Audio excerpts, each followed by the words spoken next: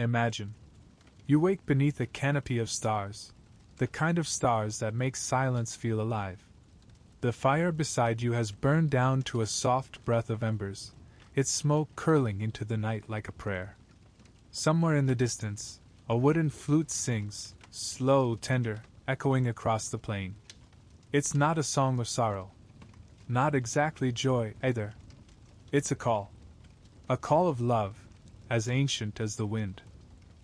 And in that moment, lying beneath the endless sky, you realize that for the people who once walked these lands, long before borders, long before maps, love was not merely a feeling. It was a balance. A harmony between earth and sky, between spirit and body, between one soul and another. You close your eyes, and the modern world fades, the hum of traffic, the glow of screens, the weight of clocks. When you open them again, you are somewhere else. Somewhere older. Somewhere sacred. The night stretches across the great plains of North America, unbroken from horizon to horizon. The stars spill across the heavens in rivers of light, mirrored faintly in a nearby stream that winds through the grass. You can smell sagebrush on the breeze, hear the faint rustle of dry grass as it bends to the will of the wind. Here, love is not whispered in secret. It lives in the open air, in the way a hand brushes another by the fire, in the way two shadows move together at dusk. It exists not in possession, but in rhythm, a dance as old as the first dawn. For the tribes who called this land home, Lakota, Cheyenne, Navajo, Hopi, Ojibwe, and countless others, love was never separate from nature. It flowed with the rivers and changed with the seasons. To love someone was to enter the circle, to honor not just the heart, but the soil, the wind, the ancestors, the spirits who watched from the hills. Imagine watching the one you love across the fire. You do not speak. You do not need to. The firelight flickers across their face, and for a moment, you see something eternal there, a reflection of the same starlight that has shone on lovers for 1,000 years. Among many tribes, the night was sacred to the heart. When the noise of the day fell away, people spoke softly, sang softly, dreamed boldly. Young men carved flutes from cedar and played them to the dark. The songs were private, one man's melody, one woman's answer. If she listened, if she stepped from her lodge to meet him, then the spirits had approved the match. Every courtship began not with words, but with listening. To the wind, to the rhythm of drums, to the unspoken pull between two lives. The elders say love is like the river, sometimes gentle, sometimes fierce, but always moving toward the great ocean. A Lakota storyteller once described it this way. When two people meet in balance, their hearts become the joining of two streams. Together they find their way through the stones. In the soft glow of firelight, you begin to understand. Love here is not conquest. It is coexistence. It asks nothing to be owned. The world around you hums with quiet life, the chirp of crickets, the howl of a distant wolf, the whisper of wind through pine. Every sound feels connected, woven into the same great pattern.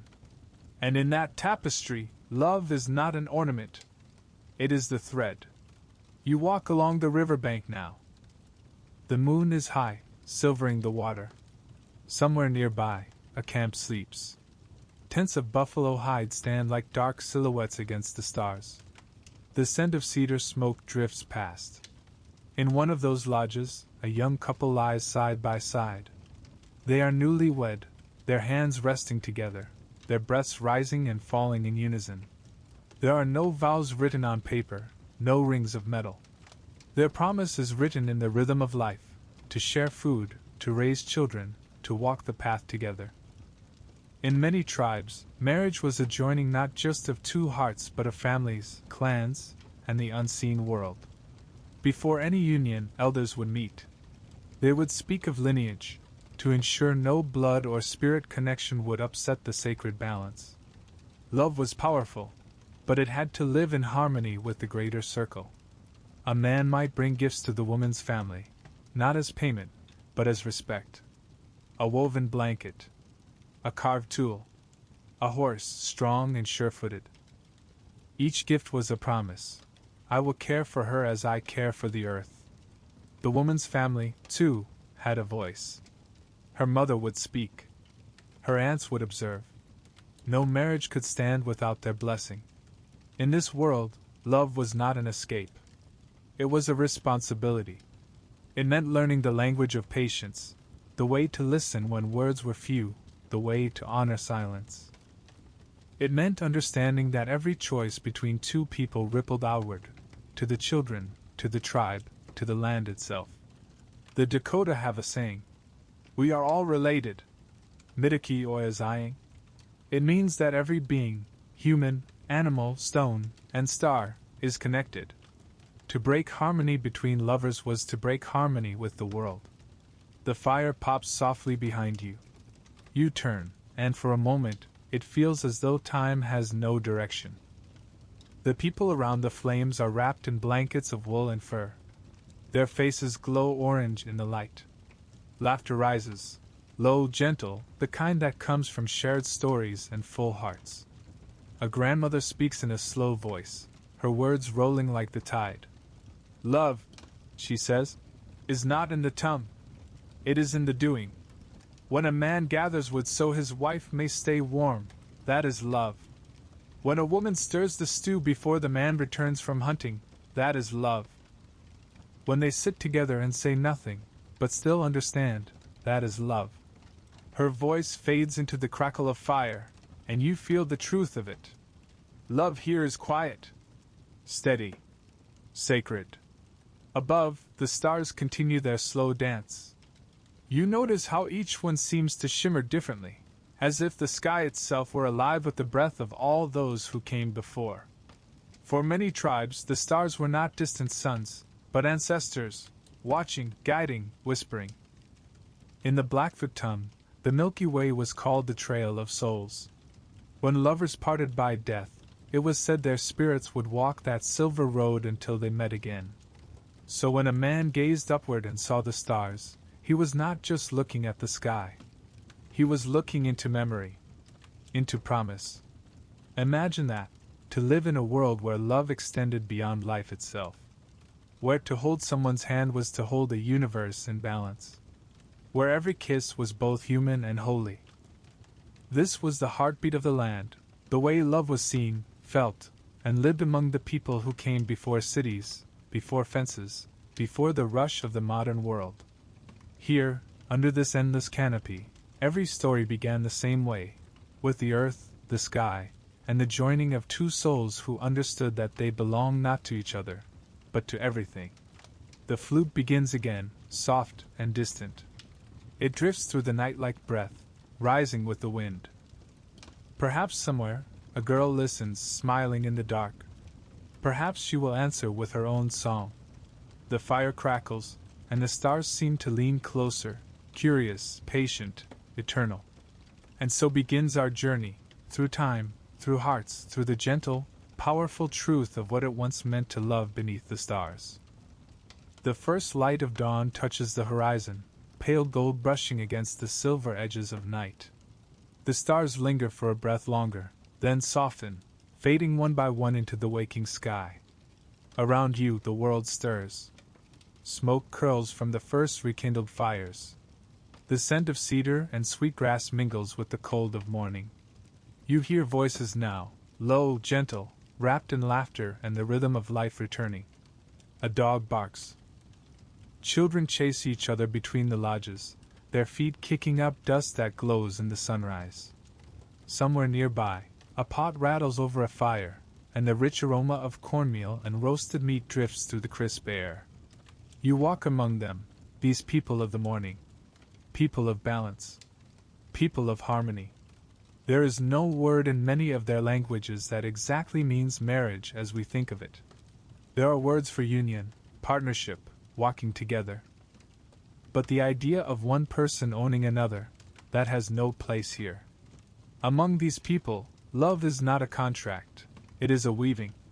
Two threads crossing, held by the same loom that binds family, land, and spirit together. When a man and a woman join their lives, they do not stand apart from the world. they become part of its pattern. The land itself is witness. The rivers listen. The birds sing, not in celebration, but in recognition. You feel it as you walk, this invisible balance that hums through everything. Each tent, each fire, each glance between those who live here. There is rhythm. There is respect. A woman kneels beside a small child, braiding her hair into neat, dark plaits. Each twist is deliberate, each strand smoothed with care. Every braid, she murmurs, is a path. What you do with your hands shapes the world around you. Behind her, her husband mends a fishing net, humming under his breath. His movements are steady, unhurried. You notice how they work side by side, not with words, but with presence. He glances at her now and then, she at him, and in those glances lives an entire conversation. Are you warm enough? Did you sleep well? I am here. There are no grand gestures here, no declarations shouted to the sky. Harmony is quieter than that. It lives in the pauses. In these tribes, to be joined is to enter into balance, not only with your partner, but with the circles that hold you both. Each union is a joining of families, clans, and destinies. The woman belongs to her mother's clan. The man often comes to live among them. He brings his strength, his skill, his devotion, but he does not command. He learns. He listens. He becomes part of her people, her stories, her rhythm. Elders guide this transition with ceremony and counsel. They remind him, "You do not marry a woman alone. You marry her mother's laughter, her grandmother's memory, her people's songs. To live in harmony, you must first understand that love does not stand apart from community. It is fed by it, protected by it, balanced by it." You follow a small path toward the river. Women kneel at the water's edge, washing hides and weaving baskets. Their chatter blends with the ripple of the current, a melody that feels older than speech. They speak of the coming season, of the salmon run, of their children's dreams. "Last night," one says, smiling softly, "my daughter dreamed of the bear. It means she will grow strong. Then teach her strength," another answers, "but also kindness." The bear knows both. Their laughter rises like birdsong, echoing off the water. Further upstream, young men are repairing canoes, long wooden vessels smoothed by hand and river. One pauses, glancing toward the women. You see a brief meeting of eyes, a spark that needs no words. His hands falter for a heartbeat, then continue. His friends tease him, laughing quietly, but there is no cruelty in it. Love here is not something to mock. It is part of the world's humor, natural, inevitable, sacred. Later, as the sun climbs higher, the village gathers near the great fire pit. Elders sit in a wide circle, their faces marked by the soft lines of wisdom and weather. Children hover nearby, drawn by curiosity. The elder who speaks has hair white as winter grass. His voice carries the calm of one who has seen many seasons. "When two people join," he says, "they join the earth, too. The woman is the soil, she gives life. The man is the rain, he brings what helps life grow. Alone, each is strong. Together, they make the world fertile." He pauses, eyes glinting in the sunlight. "But too much rain, and the soil floods. Too little, and it dries. Balance, that is where love lives." The people nod. Not in agreement alone, but in remembrance.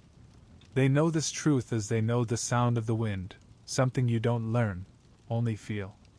You look around and see how that balance extends into every part of life. The men hunt and fish, yes, but they do so with reverence. Each animal taken is honored with thanks. The women gather herbs, prepare food, and tend the hearth, not because it is their burden, but because it is their strength. Every role, every act, feeds the circle equally. Children grow up watching this dance. They see how parents move through the day not as ruler and servant, but as partners. If a child cries, it is the father who may cradle them while the mother sharpens tools. If a storm comes, they face it together. There is no shame in shared work, no pride in dominance. Among the Cherokee, there was a saying, "The husband and wife are two logs that keep the same fire burning. Neither burns alone." In the afternoon, the sky deepens into a soft blue, and a gentle wind ripples through the grass. You sit with a young couple near the edge of the camp. They are quiet for a while, watching the clouds drift. Then the woman speaks. "When I was a girl," she says, "my mother told me that love is like tending the fire. You must feed it, but not too much. You must let it breathe, but not too wide, or the wind will take it." The man smiles, nodding. "My grandfather said the same. He told me a strong fire warms, but a wild one burns." They share a look, half amusement, half understanding. You realize that what binds them is not only affection, but shared teaching. The wisdom passed through generations shapes even their tenderness. As the day wanes, you follow them back toward the central fire. The sky begins to shift again, gold, then rose, then the dusky blue of evening. Drums begin to sound, low and steady, like the heartbeat of the land. You feel it under your feet, through your chest. A rhythm not of performance, but of gratitude. People gather once more, children, elders, lovers, friends. The air hums with quiet joy. Someone begins to sing, their voice rising like smoke. The melody tells of creation, of how the first man and woman were shaped from clay and breath. How they were taught not to walk ahead of each other, but side by side, so that their shadows would always touch. The song circles the fire, carried by many voices. Each verse adds a layer: laughter, loss, rebirth, forgiveness. By the time it fades, night has returned fully, bringing the cool touch of stars once again. You find yourself thinking about what it means, harmony. In this world, it is not the absence of conflict. It is the art of returning, again and again, to balance. A couple may argue, fall silent, drift apart, but they know how to listen to the land, to each other, to the quiet between them. And in that quiet, they find their way back. Harmony is not perfection. It is movement, like the tide, like the wind through the pines. To love someone here is to walk the circle with them, through drought and rain, youth and age, laughter and loss. Always side by side. The fire crackles.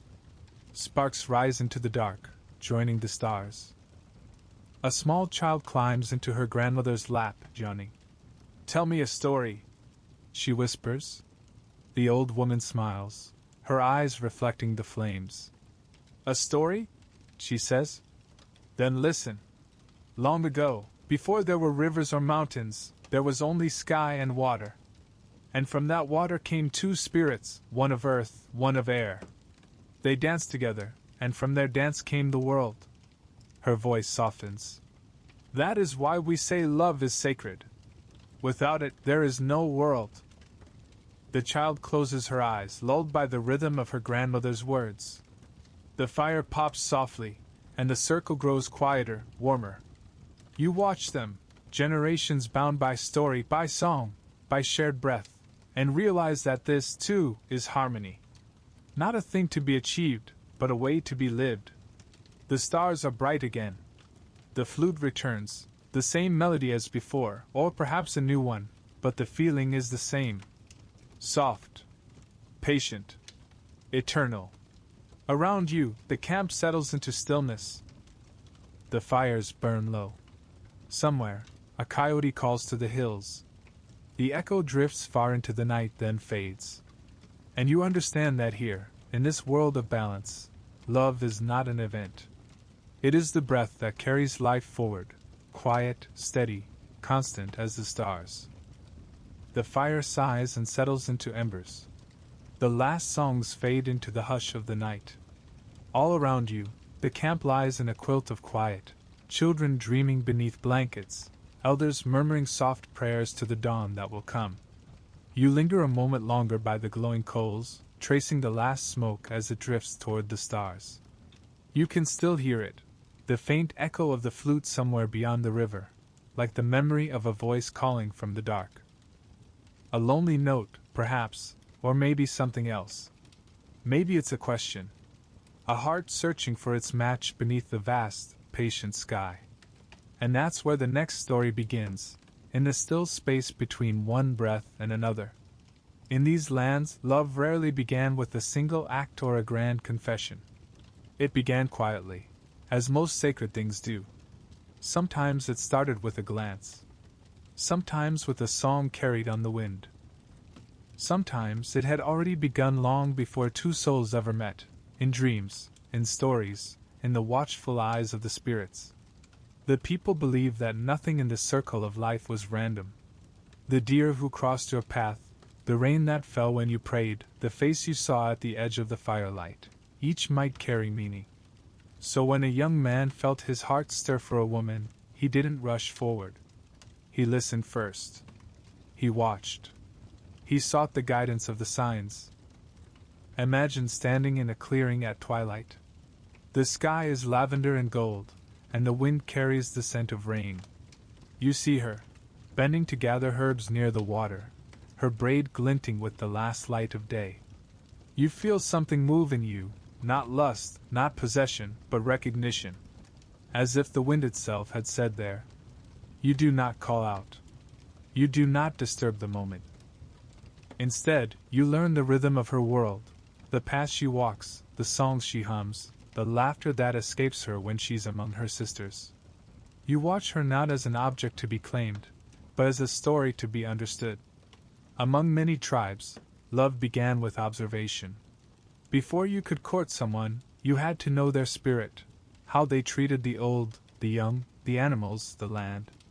Love was never blind, it was deeply, reverently aware. You wander deeper into the story, watching as day turns to dusk in another village far to the west. A gathering is taking place, families meeting, food shared, laughter threading through the air like smoke.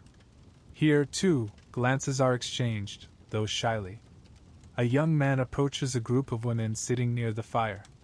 He carries a gift, not for one in particular, but for all, a small pouch of berries, picked with care from the high ridges. The gesture is simple, but meaningful. It says, "I come with open hands. I bring what I have gathered from the earth." The women smile. One of them, a girl with eyes like river stones, meets his gaze for a heartbeat longer than the rest. The elders notice. They always notice. For these people, choosing a partner was not a private act. It was a weaving of many threads, the guidance of elders, the wisdom of parents, the approval of the spirits. A young man might speak first to his mother, then to his grandmother. "I have seen someone," he would say. "Her laughter feels like the sound of water." And the women would listen, nodding, then ask the questions that mattered most. "Does she come from a good family? Does her clan balance yours? Does she work with care? Does she honor the stories?" If the answers rang true, they would carry his intention to her family, not as a demand, but as an offering of respect. Among some tribes, like the Hopi or the Zuni, families played a central role in the decision. The elders knew the lineage of each clan, the spiritual responsibilities that shaped their identities. It was vital that unions not cross certain boundaries, not just of blood, but of energy, of sacred duty. In this way, the choice of a partner was both personal and cosmic. The people saw marriage as more than companionship. It was the balancing of the great web itself. A union that brought harmony strengthened the entire tribe. A union made in haste, or in pride, could invite disharmony into every circle. So it was never rushed. Never careless. Still, the heart has its own currents. There were times when love arrived like a storm, unexpected, irresistible. A young man might find himself dreaming of the same woman night after night. He would wake before dawn, walk to the river, and offer tobacco to the water. "If it is meant," he would whisper, "let the wind carry my heart to hers." And sometimes, when he played his flute that evening, She would step out from her lodge and listen. Not every time, but enough to know that the spirits had heard. Among the Lakota, a man would craft his courting flute from cedar, carve it with symbols of his clan, and play it near the edge of camp where the sound could travel on the night air. Each song was his alone, a melody shaped by his heartbeat, his longing, his prayer. If she listened, he played again the next night. If she smiled, he knew the path was opening. But not all courtships were born of chance. Many began through the careful hands of elders, weaving alliances that would keep peace between clans.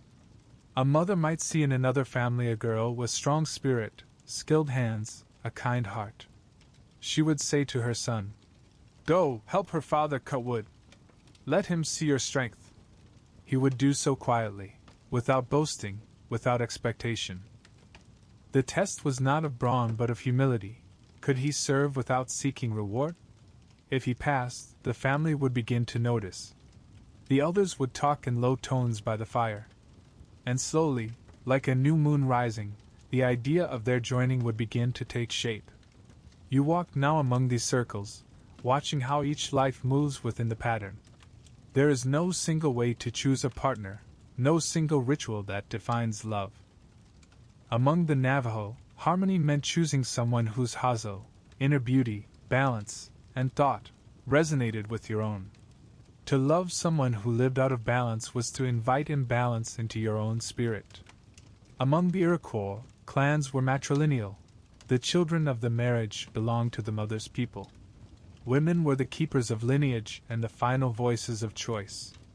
A man might desire a woman, but it was she, and her clan mothers, who decided if the union was right. Even among the Plains tribes, where the rhythm of life followed the buffalo, love was shaped by respect. A man might leave a small gift outside a woman's tent, a finely beaded pouch, a painted feather, a carved piece of wood. If she accepted it, her family would find him the next day to speak of what was to come. And yet, for all their customs, love remained a deeply human mystery. Some unions lasted a lifetime, others faded like smoke on the wind. The people understood this, too. The purpose was not permanence for its own sake, but balance. If harmony was lost, it could not be forced. So, too, the search for a partner was not desperate. There was patience in it, a faith that the right paths would cross when the time was true. A grandmother might say to her granddaughter, "Do not run after love. Stand still, and let it find you. The wind will not chase a flower. It will come when she opens." You sit again by the fire as night deepens.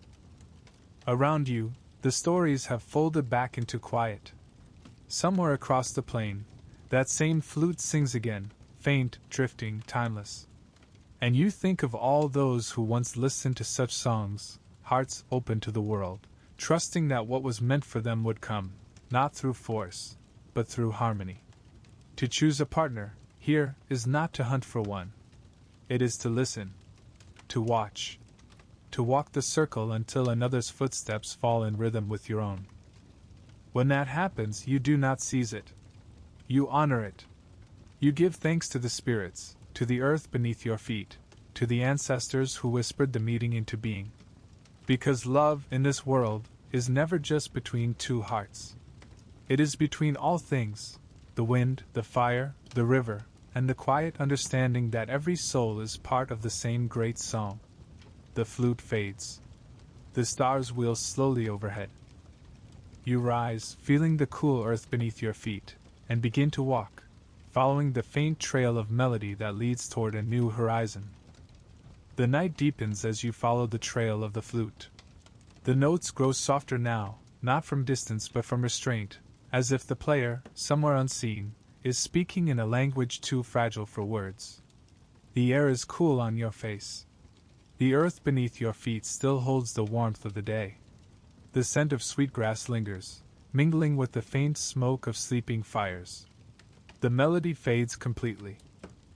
Silence returns, that wide, breathing kind of silence that fills the plains when all the world listens at once. And in that quiet, you begin to notice something else. The way people look at one another in this world. No rush. No pretense. Just eyes that meet and hold, steady and unhurried, like two streams touching before parting again. That is where love lives now, in the unspoken. You walk through the village at dawn. The sun is only a rumor beyond the hills, and the mist still clings to the grass. A few figures move through the pale light, women tending fires, men checking horses, children whispering dreams before the day begins. There, near the edge of camp, a young woman steps from her lodge, carrying a pail to fetch water. Across the clearing, a man pauses as he ties his horse. Their eyes meet for a moment, just long enough to exchange a world of meaning. He does not smile. She does not turn away. But something passes between them, quiet as wind, certain as dawn. He looks down first, out of respect. She keeps walking. And that is enough. Among many tribes, love spoke most clearly through silence. The eyes said what the tongue was too wise to rush. In a culture where speech carried weight, where every word was considered sacred breath, people learned to listen beyond sound. They read meaning in the tilt of a head, the way hands rested on knees, the stillness of a body near a fire. A glance could be a question. A lowered gaze could be permission. A pause could mean yes. To look at someone directly was to reveal your spirit, not lightly, not often, but truthfully. So when two people allowed their eyes to meet, it wasn't flirtation. It was communion. You can feel it as you stand there in the mist, watching them, how the space between them feels alive, shimmering with something both fragile and powerful. The silence here is not emptiness. It's abundance. You sit with the elders later that morning, their faces glowing in the slanting sun. One of them, a woman with gray hair braided down her back, smiles as she speaks. "When I was young," she says, "my grandmother told me that the eyes are the doorway of truth. You can close your mouth, but you cannot close your gaze. It will always tell what your spirit feels." She chuckles softly. "That's why, when a young man came to our camp and wouldn't meet anyone's eyes, my grandfather said, 'His heart is not steady yet. Let him find his footing before he seeks a wife.'" The others laugh, nodding. The lesson is clear. Before you can share your gaze, you must be grounded in yourself. Love, like sight, requires stillness. The young watch carefully in this world. A girl learns from her mother how to weave a mat or grind corn, but she also learns how to see, to notice who approaches, how he carries himself, how his spirit moves behind his words. A boy learns from his father how to hunt, how to carve, how to ride. But he also learns how to be seen, how to show respect without dominance, strength without demand. So when eyes finally meet, perhaps across a circle of dancers, perhaps by the river, perhaps in the moment when one offers a bowl of food to the other, it is not mere chance. It is a slow, deliberate recognition. The world pauses for that heartbeat. The air itself seems to listen. And though no one speaks, everyone feels it, a current rippling quietly through the circle of life. Sometimes the silent language of eyes was the only way love could exist. There were times when families disapproved, or when balance forbade two clans from joining. Sometimes, a young woman's path was already chosen, an alliance arranged, a promise made before she had grown into her own heart. And yet, feelings bloom where they will. A shared glance at dusk, a fleeting meeting at the water's edge, a quick look across the fire when all others sleep, these moments carried entire lifetimes within them. A story from the Lakota tells of a woman named Winjiang Luda, Red Woman, whose heart belonged to a warrior of another clan. Their families forbade the match, for their bloodlines crossed in ways the elders said were unbalanced. But the two never spoke, never touched. They only met eyes when the tribe gathered for ceremonies. For years they lived this way, two flames separated by custom, but burning in the same wind. When at last they were old, long after other loves had passed and the world had changed, they sat together by a fire and spoke for the first time. She told him, "All my life, I walked with your shadow beside mine. And he answered, I knew. It was enough. Love, even unfulfilled, was sacred when it stayed true to balance. In this way, you begin to understand that eyes are not simply organs of sight here, they are vessels of spirit. When a man meets a woman's gaze, he does not only see her face. He sees her lineage, her mother's laughter, her grandmother's endurance, the strength of the women who came before her. When a woman looks into a man's eyes, she sees his ancestors, his character, the story of his deeds and silences. And when two pairs of eyes meet, and neither looks away, it is as if time itself holds its breath. At sunset, the people gather again, for dancing, for stories, for life. The sky burns in layers of crimson and gold, and the air hums with drums. The sound rolls through the earth, through your bones, through the spaces between hearts. The dancers move in circles, feet pounding softly against the dust. You see them, men and women stepping in rhythm, their eyes meeting briefly, again and again, never too long, never too bold. Each look is a thread, weaving an invisible pattern through the firelight. It's beautiful, the restraint, the respect, the tension that isn't tension at all but harmony. A girl smiles shyly when she catches a gaze. A man bows his head, just slightly, acknowledging the moment without seizing it. The dance continues. The night deepens. This is how love begins, in glances, in gestures, in shared silence. Later, after the drumming ends, people linger by the dying fire. The laughter fades into murmurs. The stars return, scattering across the dark like grains of corn on black soil. You notice two figures sitting apart from the rest, the young man and woman you saw earlier that morning. They say nothing. The only movement is the shimmer of firelight in their eyes. It's not a conversation as you would know it. It's something older, quieter. A question asked and answered in the same heartbeat. When he rises, he does not speak. He leaves behind a small carved figure on the ground, a bird, wings open, caught mid-flight. She waits until he is gone, then reaches for it. Her fingers trace the smooth lines, her eyes soft with knowing. She will keep it hidden until morning, when she brings it to her mother. Then the families will speak. Then the elders will decide. But the real decision has already been made, silently, between two gazes under the same stars. An elder once said, "Words are like stones thrown in a pond. They make ripples that disturb the water. But eyes are like the surface itself.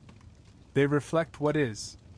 To see and be seen is the most human act of all. And in this ancient world, before writing, before paper, before vows carved in law, the eyes were the first and truest language of love.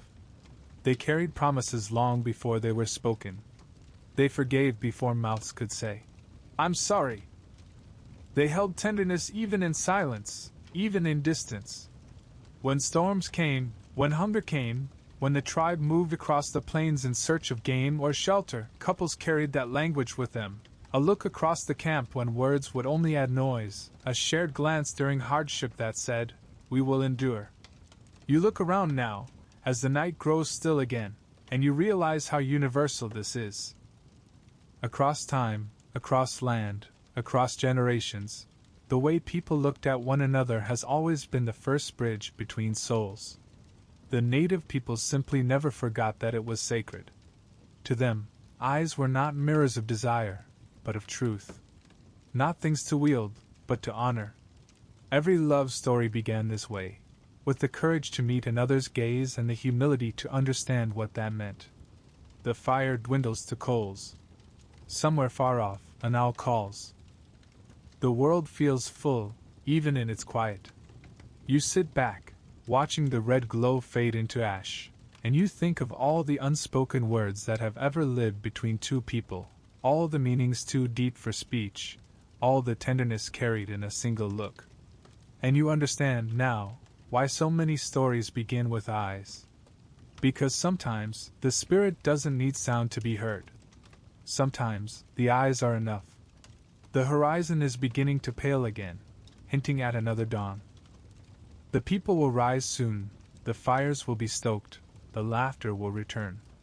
Life will go on in its steady, circular rhythm, but somewhere within that circle, two hearts have already found one another. The dawn comes softly, like the first breath of a song. The mist still lies low over the grass, and the camp stirs gently in its cradle of light. You walk among the people as fires rekindle, as the first laughter of morning ripples between the lodges. Somewhere nearby, a child hums while feeding a small dog a scrap of bread, and the tune, simple, wordless, drifts through the air like a thread of smoke. The world here always hums. Even in silence, you can hear it: the murmur of the river, the whisper of wind through pine needles, the faint percussion of footsteps on packed earth. It's as if the land itself sings beneath everything that lives upon it. Among these people, music is not entertainment. It is language. It is prayer. It is love made audible. And if the eyes were the first language of love, then song was its echo, the voice that gave shape to what the heart already knew. You hear it first before you see it, the low, tender sigh of a flute being tested at the edge of camp. Its tone is neither sorrowful nor sweet. It simply is. You follow the sound through the thinning mist until you find the player, a young man sitting on a fallen log, the flute resting lightly in his hands. His eyes are half closed. He's not performing, he's communing. Each breath he sends into the cedar wood seems to carry a thought too delicate to speak. The melody rises and falls with the rhythm of his breathing.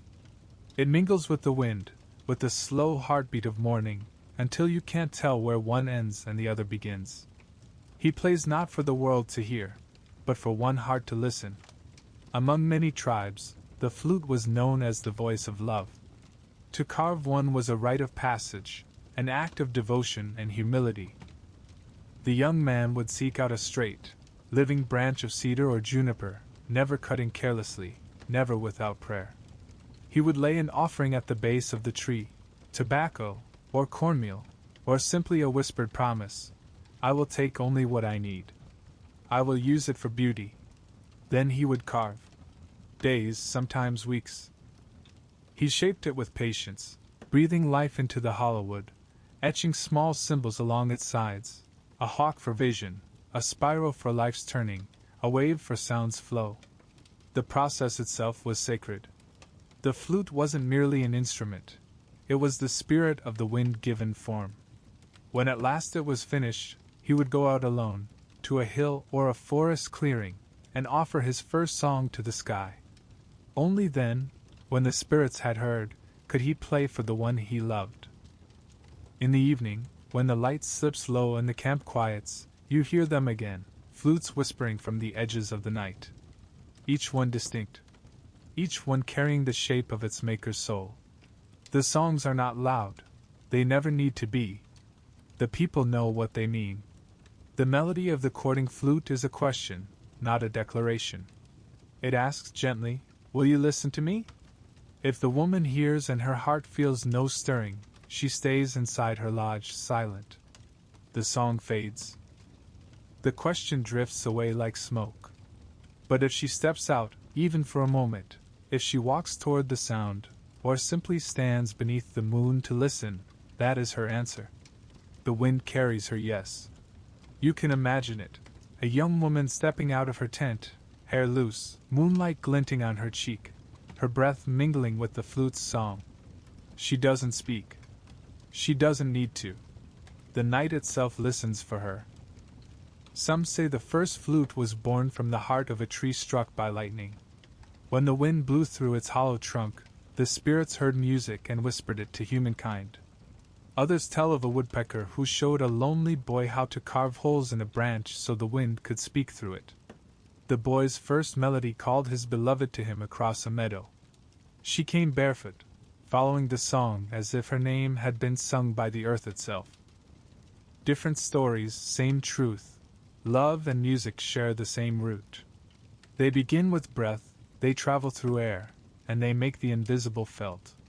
You sit now with a group of women weaving baskets by the fire. One of them hums softly as her fingers move, a song without words, steady as her heartbeat. The others pick up the tune, each adding her own harmony, until the air trembles with quiet beauty. "What do you sing of?" you ask. She smiles without pausing her work. "We sing of the ones we love," she says. "Those who are here, and those who have gone ahead. When we sing, they hear us. The song is the bridge." She gestures to the sky, where a hawk glides lazily above. "Even the birds know this. When one calls, the other answers. That is how the world stays in balance." And suddenly you realize, this isn't a song about romance or longing. It's about connection. The same current that binds lovers binds families, friends, ancestors, and the earth itself. Love, to them, isn't limited to two hearts. It's the vibration that holds the whole world together. As the day warms, the camp fills with sound, laughter, chatter, drumming. Music, here, is not decoration. It's the heartbeat of daily life. Children mimic bird calls. Elders chant prayers that ripple like water. Hunters sharpen tools to the rhythm of small tapping sticks. Even the grinding of corn has its pulse, the stone's slow rhythm in the hands of women who have ground grain since the world was young. Every sound means something. Every rhythm is a story. When a man sings while working, he is offering thanks. When a mother hums to her baby, she is teaching peace before language. When lovers share a melody in the quiet of dusk, they are aligning their spirits with the pulse of creation. And when you listen, truly listen, you begin to understand that the world itself is always singing back. That night, another gathering forms by the central fire. The drummers sit in a circle, their faces calm, their hands moving in rhythm like waves. The air is thick with anticipation. People are dancing, slow, deliberate steps that follow the pattern of the drums. A young man steps forward with his flute. He raises it to his lips and begins to play. The melody threads through the drumbeats like a bird weaving through trees. His song is gentle at first, a breath, a heartbeat, a prayer. Then it grows, winding higher and stronger, carried by the night wind. You can see her, the woman he plays for. She stands among the dancers, her shawl glowing with firelight, her eyes fixed on the ground. But her foot begins to move, tracing the rhythm. Then another step, and another. She lifts her head. Their eyes meet. The song deepens, blooming like dawn over the horizon. He doesn't look away. Neither does she. The drummers smile, their rhythm steady, patient. They know what they are witnessing. When the final note fades, it doesn't end, it lingers in the air like a held breath. And though the night is full of sound, laughter, fire, wind, you feel that something has changed. The song has tied two spirits together, and the world itself has nodded in approval. Music was the thread that bound all ceremonies of love. When marriages were arranged, songs of harmony were sung to ask the spirit's blessing. When children were born, lullabies were offered so their first dreams would be sweet. When hearts broke, songs of loss carried sorrow into the open air, where it could be healed by the wind. Each melody had purpose, to bless, to cleanse, to remember. A man who loved deeply might carve his flute anew when his first one cracked with age. He would bury the old one by a river, thanking it for carrying his songs. The water would take the memory of his music and carry it downstream, to other hearts, other shores. The people believed the river would remember every note. That no love song was ever truly lost. Later, the old storyteller, the one whose voice seems to hold 100 dawns, speaks as the fire crackles. Love, he says, is the only song that never ends. When you sing for someone you love, the wind carries it to them. When you sing for the one you have lost, the stars answer. Even when you are silent, your heart keeps singing. That is how we know we are alive. He smiles, lines deepening like river paths across his face. We are all part of one great song. The drum is our heartbeat. The flute is our breath. The voice is our spirit. And when we love, we keep the song of the world in tune. You lean back, eyes closed, letting the warmth of the fire and the music of the night wrap around you. Somewhere beyond the circle, a flute rises again, distant, tender, ancient. It weaves through the rustle of leaves, through the sighing grass, through the soft laughter of the people. And as you listen, you realize that love here doesn't need to be declared or defined. It only needs to be sung, in the language of wind and cedar and heartbeat. The melody drifts upward into the sky, joining the stars. And for a moment, you can almost hear them answer, faint, shimmering, infinite. Love, it seems, has always had its own music. A song without beginning, without end. A song that lives in every breath we take. The night deepens once more. The last flute fades into silence, leaving only the soft hum of the fire. You watch its glow flicker across the faces around you, the couple sitting close, the elders smiling quietly, the children drifting toward dreams. The air feels full and peaceful, balanced, as if the whole world has taken a deep breath and is now resting in its own rhythm. And as the stars lean closer, bright, unblinking witnesses to every human song, you know the music will continue, carried by wind and memory, through the next dawn and beyond. For love, in this world, never stays still. It moves, it breathes, it sings. And where words fall silent, the music takes its place. The night drifts away like a song carried on the wind. The embers of the great fire glow low, pulsing softly in the earth's heartbeat. By the time the sun lifts over the horizon, the camp has already begun to move, slow, steady, unhurried. The smoke of morning fires rises into a pale sky brushed with the colors of ash and dawn. Somewhere among the lodges, a young woman sits with her mother and aunts, her hands busy with a bundle of reeds, though her thoughts are elsewhere. Across the camp, the young man who once played his flute walks toward the council circle. His steps are calm, deliberate. His song has been heard, his answer received. Now comes the part that belongs to others, to those who have lived long enough to see not only the fire of love, but the shadows it can cast. It is time for the judgment of elders. In every tribe, in every family, there comes this moment, when passion meets patience, when the hearts of the young are weighed not by their feelings, but by their harmony. Love, for the people of this land, was never a private affair. It was sacred business, as serious as a hunt, as delicate as planting. The joining of two souls rippled outward through the entire web of life. A careless match could disturb that web. A wise one could strengthen it for generations. So before any union, the elders gathered. They did not come as judges to punish, but as guardians of balance. They carried no scrolls, no laws written in ink, only memory, intuition, and the quiet authority of those who had watched many seasons come and go. The circle forms beneath a cottonwood tree. Its leaves shimmer like coins in the morning wind. The elders sit cross-legged upon woven mats, their faces lined with years of wind and wisdom. The air smells faintly of sage, and the smoke of cedarwood burn to invite clarity. One by one, the family members gather, mothers, fathers, uncles, aunts. Children linger at the edges, whispering to one another, curious but cautious. The young man approaches first, carrying a small bundle wrapped in deer hide, a gift of tobacco and cornmeal. He bows his head and sets it before the eldest woman in the circle. "I come with respect," he says softly. "I ask to walk beside your daughter." His words are few, but they carry weight. He has rehearsed them for days, but in the end, simplicity is all that matters. The eldest woman nods. Her eyes are calm, unreadable. She gestures for him to sit. Across from him, the young woman appears, led gently by her mother. She carries her own bundle, a small woven cloth embroidered with beads of turquoise and bone. She sets it down beside his offering. No one speaks for a long time. Only the sound of wind moves through the trees.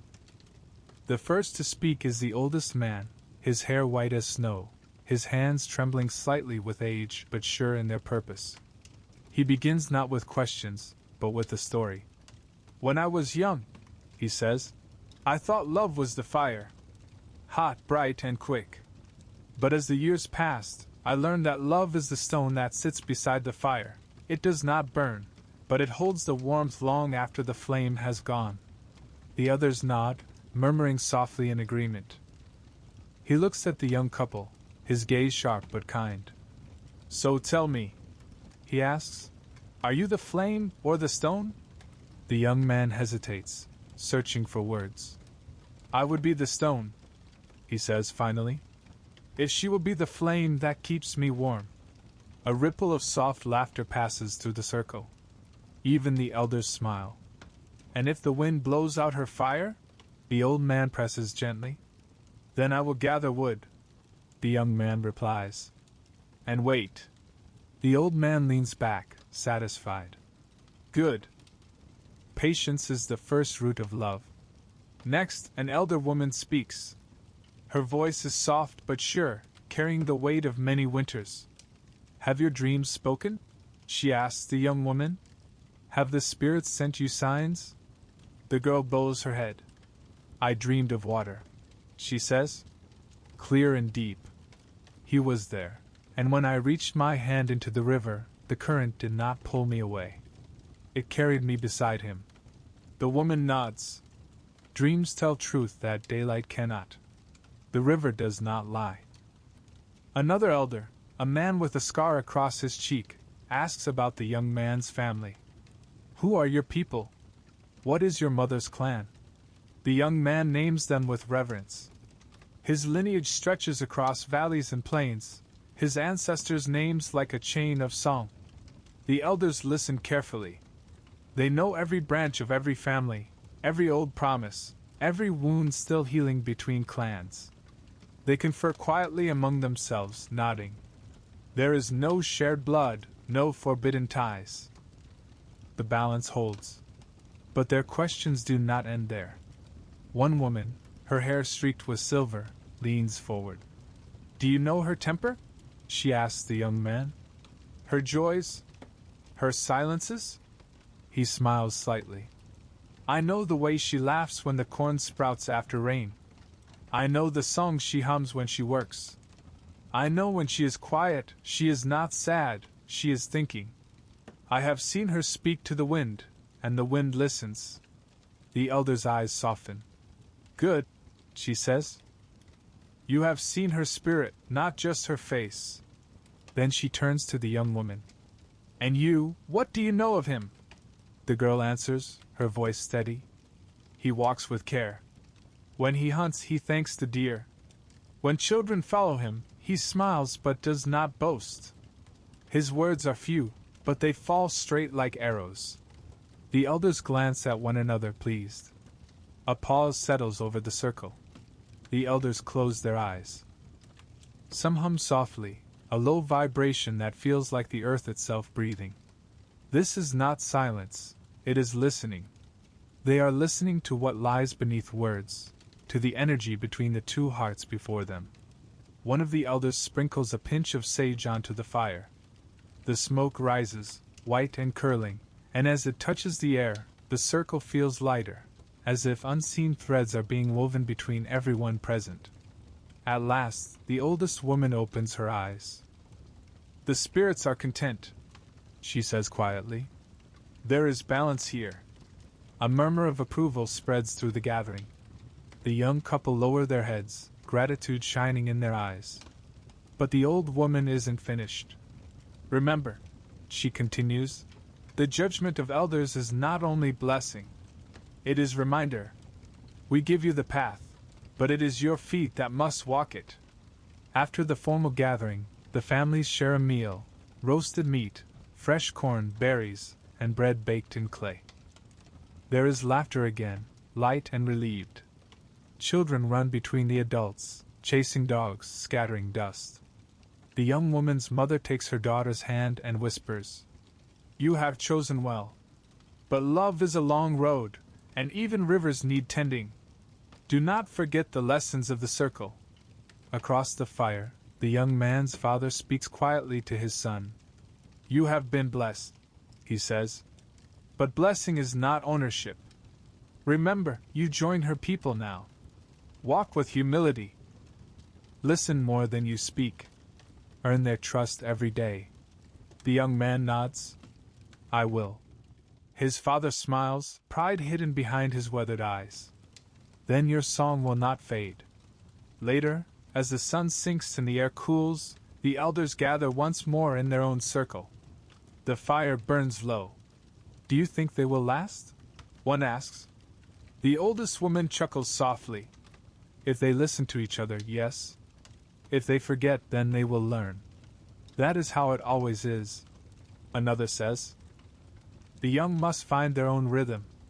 We can only tune the drum. They fall into companionable silence, watching sparks drift into the twilight. Around them, the world hums with quiet life, crickets, owls, the soft murmur of distant laughter. And though the elders have judged, they have not bound. Their task is done, the path opened, the balance checked, the circle whole again. The young man and woman stand by the river. The sky above them is deep blue, streaked with fire. He reaches down, picks up a smooth stone, and places it in her palm. It is not much, he says, but it is from the place where I first thought of you. She closes her hand over it, smiling. Then I will keep it, she says. When I hold it, I will remember this day. The river moves quietly beside them. The wind shifts, carrying the scent of sage and smoke. For now, their love has the blessing of the living and the dead. The circle has spoken.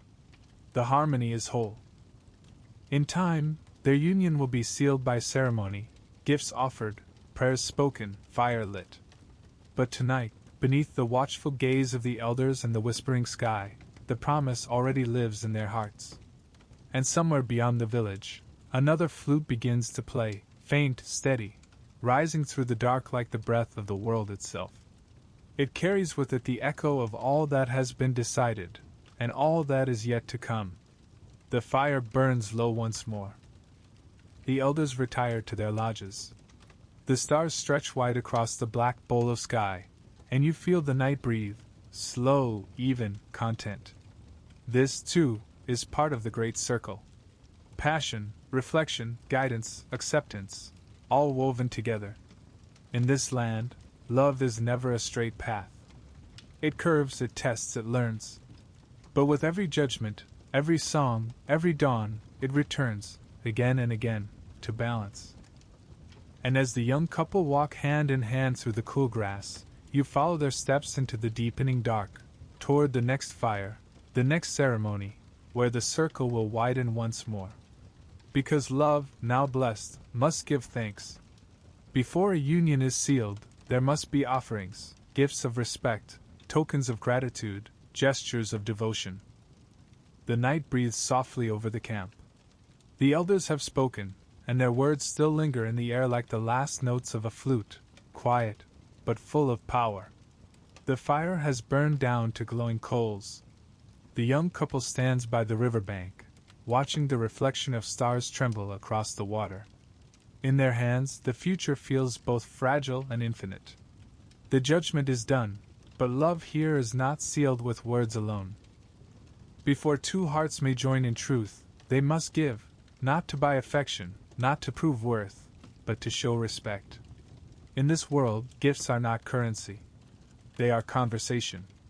They speak of gratitude, humility, and harmony, the quiet understanding that love is not about taking, but about offering something of yourself back to the circle. And so, before the wedding fires are lit, comes the giving of gifts of respect. The dawn begins like a slow drumbeat.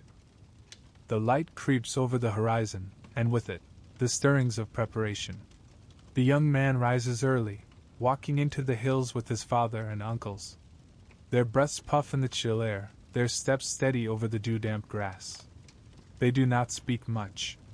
Words, this morning, would feel like ripples disturbing still water.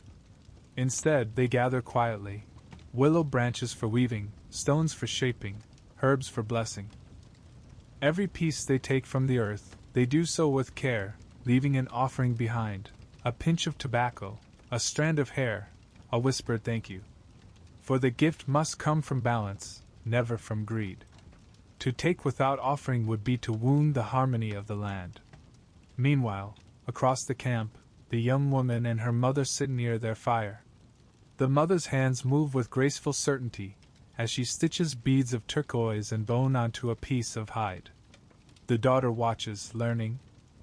When you give, her mother says, you do not give to show wealth. You give to show heart. The daughter nods, threading a bead onto her own string. The beads catch the morning light, blue as the sky, white as the stones of the river. Her mother smiles. Each color is a promise. Blue for truth, white for purity, red for life. Together they make the spirit of love whole. In many tribes, the giving of gifts was more than ceremony. It was an act of balance, a reflection of the giver's soul. Among the Lakota, a man offered horses to the woman's family, not as purchase, but as proof of his readiness to provide. Each horse carried meaning, one for her father, one for her mother, one for the woman herself. To give a horse was to give strength, freedom, and sustenance. It was to say, I will not take her away from her people, I will bring my strength to them.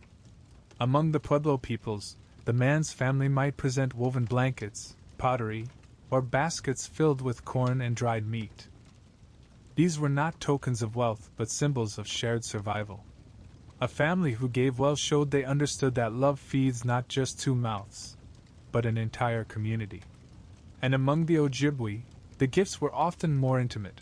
A pair of moccasins sewn by hand, the soles left unpainted so the spirits could guide the wearer's steps toward a good life. No matter the tribe, no matter the form, the purpose was always the same, to honor those who gave life to the one you love. You watch as the young man kneels in the grass, binding together a bundle of willow branches. Within it, he places small tokens, a stone polished smooth by the river, a feather from the hawk that soared above his hunt, a bit of fur from the first deer he ever caught. These are parts of my life, he murmurs, more to the wind than to anyone. I offer them now, so our lives may join. When he finishes, his father nods in approval. It is good, he says. The gift should speak without voice. Let it show who you are. By the time the sun reaches its height, both families are gathered again near the central fire. The air hums with quiet anticipation. The young man steps forward first, his bundle held close to his chest. He approaches the woman's parents and kneels before them, head bowed. I come in respect, he says. Your daughter walks with grace. Her heart is strong. I ask that you allow me to share her path. This gift is small, but it carries my gratitude for the life she comes from. He lays the bundle before them. The mother unwraps it carefully, revealing the hawk feather, the river stone, the willow branches bound with sinew. She touches each one gently, her eyes soft with understanding. Then she looks at her husband, who nods. These are good, he says.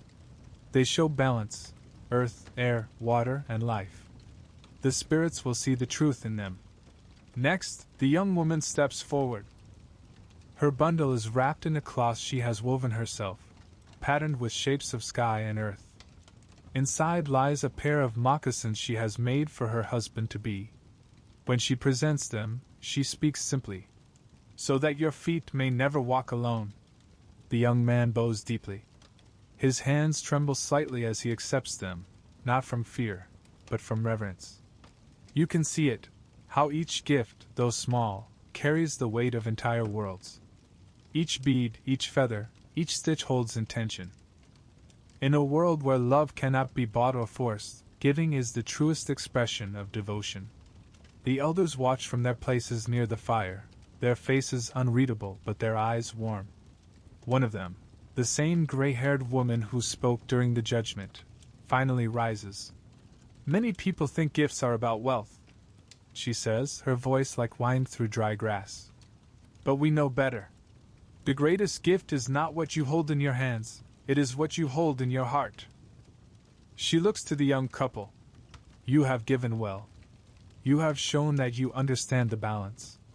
But remember this, Gifts are not given only once. They must continue, every day, in every act. A meal shared, a blanket mended, a word spoken gently, these are gifts too. The people nod. They know this truth by heart. Love, to last, must keep giving. As the ceremony draws to a close, laughter returns, easy, unforced.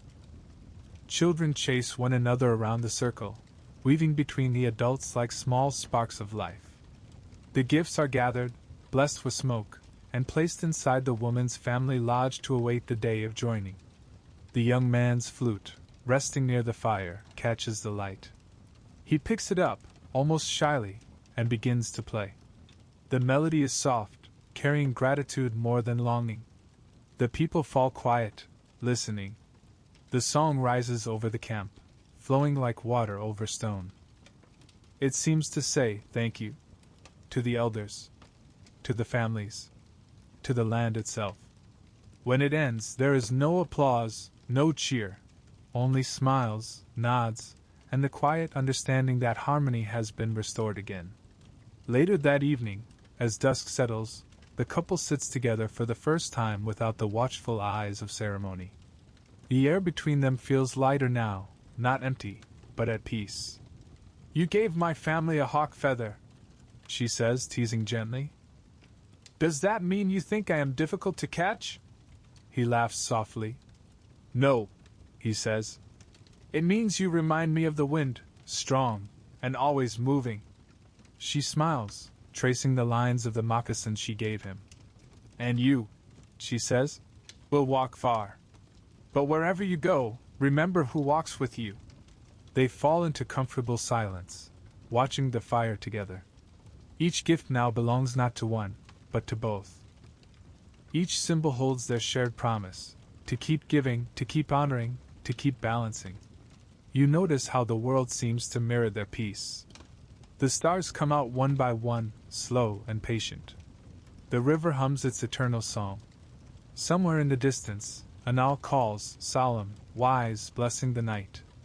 And you realize that this moment, this exchange of small, sacred gifts, is what holds the fabric of their world together.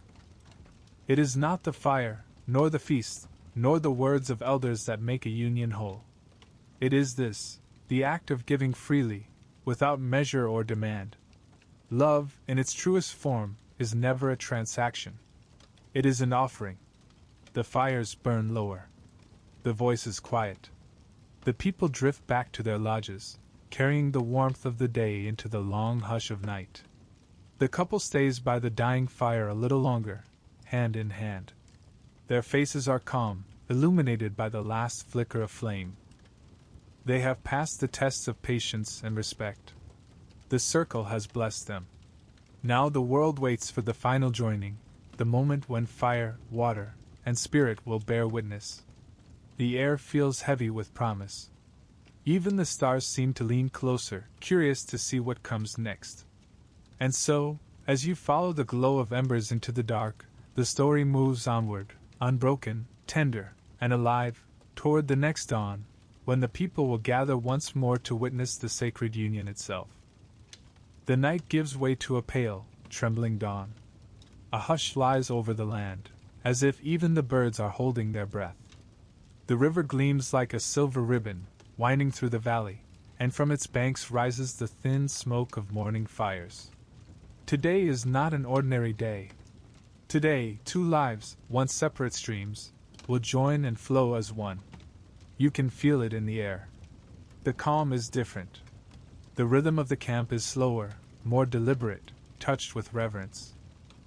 Somewhere, a drum beats faintly, one sound, then silence, another sound, then silence, as if marking the heartbeat of the world itself. The people move quietly through the early light. The women prepare food, weaving baskets and stirring pots that steam with sweet aromas. Men gather wood, shaping a great fire at the center of the camp. Children whisper and giggle, sensing the weight of the day even if they cannot name it.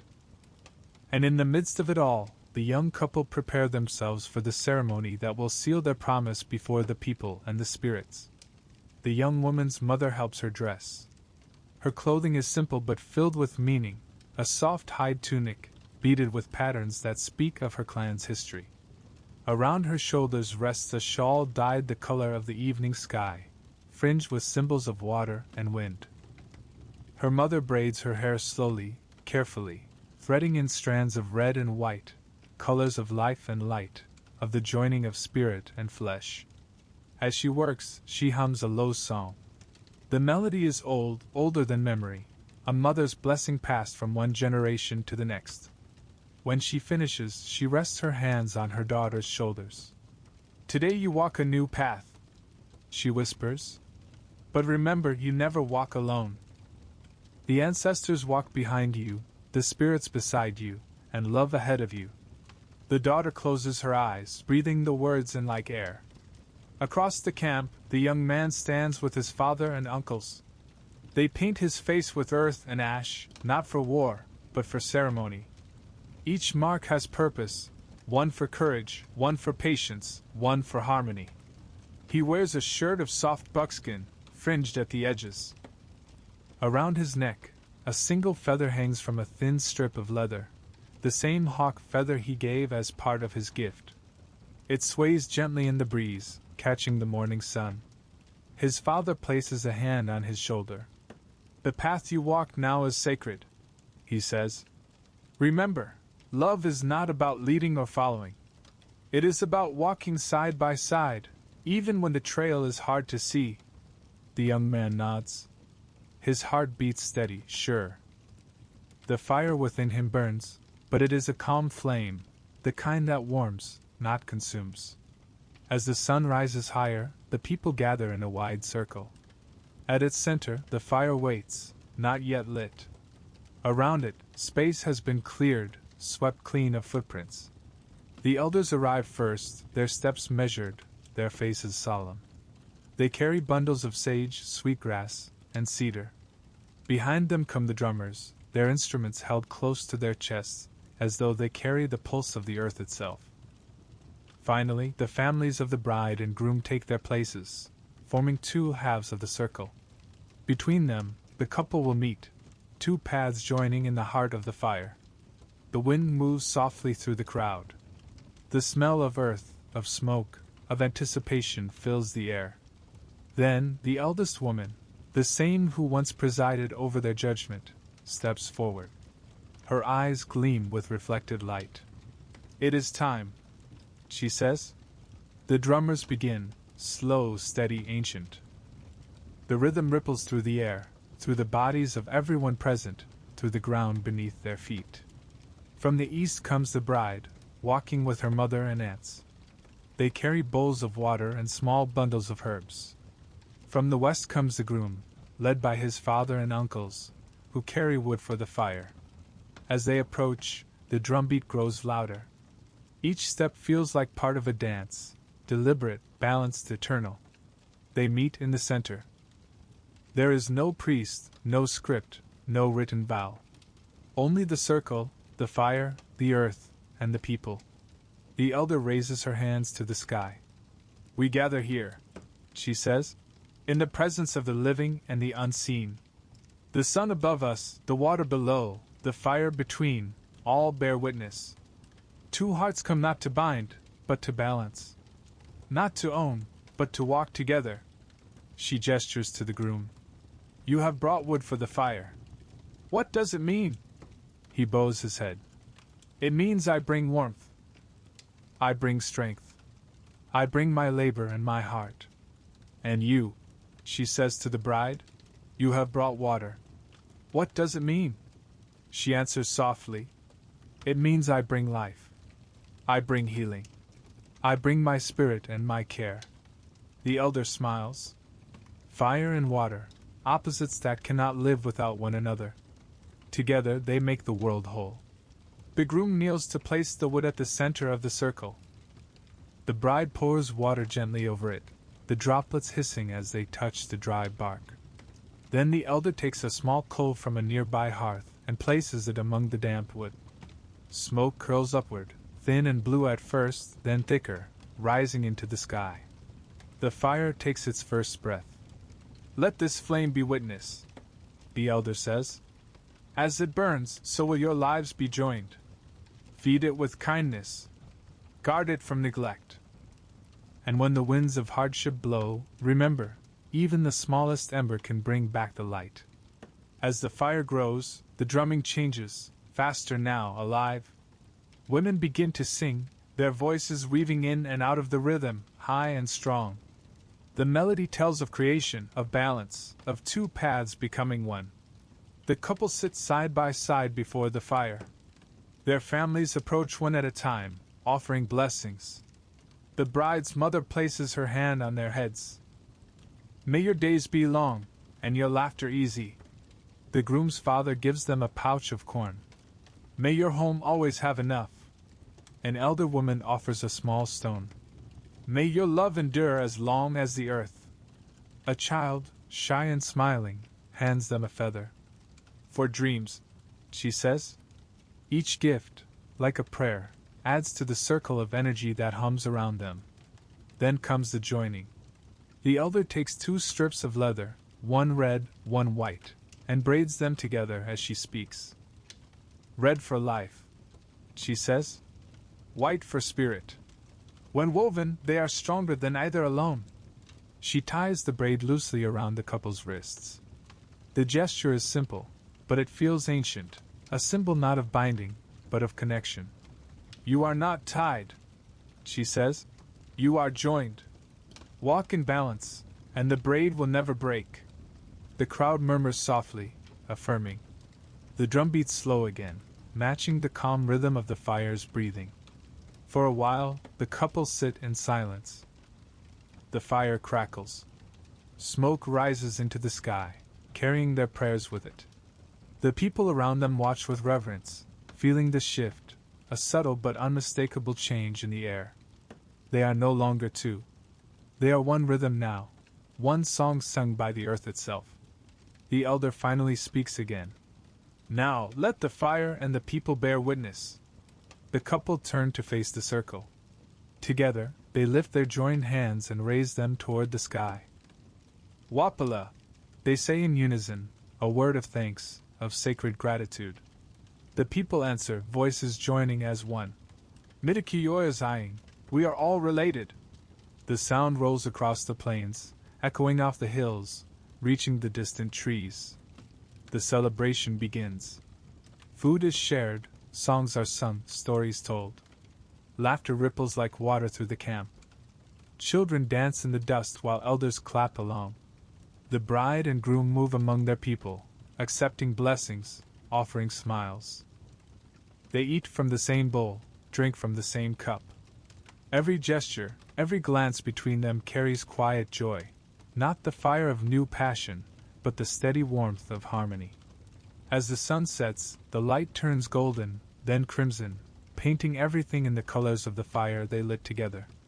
When darkness falls, the stars return, watching like patient ancestors. Later, as the celebration quiets and most have gone to rest, the couple remain by their fire. The braid still circles their wrists, now slightly darkened with smoke and ash. They sit together, saying little. The fire crackles, reflecting in their eyes. The night around them feels alive, full, protective, endless. At last, she speaks. Do you think the spirits truly heard us? He smiles. How could they not? The stars were listening. She leans her head on his shoulder. Then let's keep our fire strong. He nods. Always. The flames sway gently, the smoke rising to join the stars above, carrying with it the breath of 2 souls joined not by command or possession, but by choice, by reverence, by love. You watch them there, 2 figures outlined by light and shadow, their silhouettes blending against the soft glow of the earth. Around them, the camp sleeps in peace. The world feels balanced, whole. The fire burns steady through the night, the same fire lit by their hands. And as you listen to its slow crackle, you realize something. Every love story, when it finds its balance, burns like this, quietly, steadily, giving light without demanding anything in return. The stars above flicker in agreement. The wind sighs through the grass. And when dawn comes again, it will find them together, walking side by side into the next circle of life, ready to live the promise they have made. The fire's smoke still curls into the sky as the story moves gently forward, toward what the fire itself symbolizes: warmth, faith, and witness. For love, once joined, must be kept alive through devotion. And so, the journey continues to the next chapter, where the fire itself becomes more than light, it becomes the sacred witness of union. The night deepens, and still the fire burns. Its flames dance low and slow now, curling around themselves like living breath. The smoke drifts lazily into the dark, carrying with it the soft scent of cedar, sweetgrass, and ash. The newly joined couple sit side by side, their faces illuminated by that flickering light, gold, then crimson, then shadow again. The stars above mirror the fire below, as though earth and sky are speaking in the same quiet language. You can almost hear it, the conversation between flame and night. The crackle of wood answering the whisper of wind. The embers pulsing like the heartbeat of the world. This fire is no longer just warmth or light. It is witness. In this world, where paper held no vows and ink signed no promises, it was the fire that remembered. It was the keeper of words unspoken, of eyes that met, of hands that joined. The people said, "If the fire has seen it, the spirits have seen it too." And so tonight the fire listens. All around the camp, sleep has settled. The celebration has faded to murmurs, then to silence. Only the elders remain awake, sitting near their own small flames, watching the sky. The couple's fire burns alone now, the single point of light at the center of the sleeping village. They feed it carefully, one piece of wood at a time, each chosen with intention. He adds cedar for protection. She adds sage for purity. The smoke rises in slender ribbons, twisting together like their own joined breaths. For the people of these lands, every element carried spirit. Earth gave form. Water gave life. Air gave voice. But fire gave memory. It saw everything. It consumed and transformed, leaving behind ash, not as an ending, but as proof that something once lived, once burned bright. The old storytellers say that long ago, when the first humans were born from the earth, the Great Spirit gifted them fire to light their way.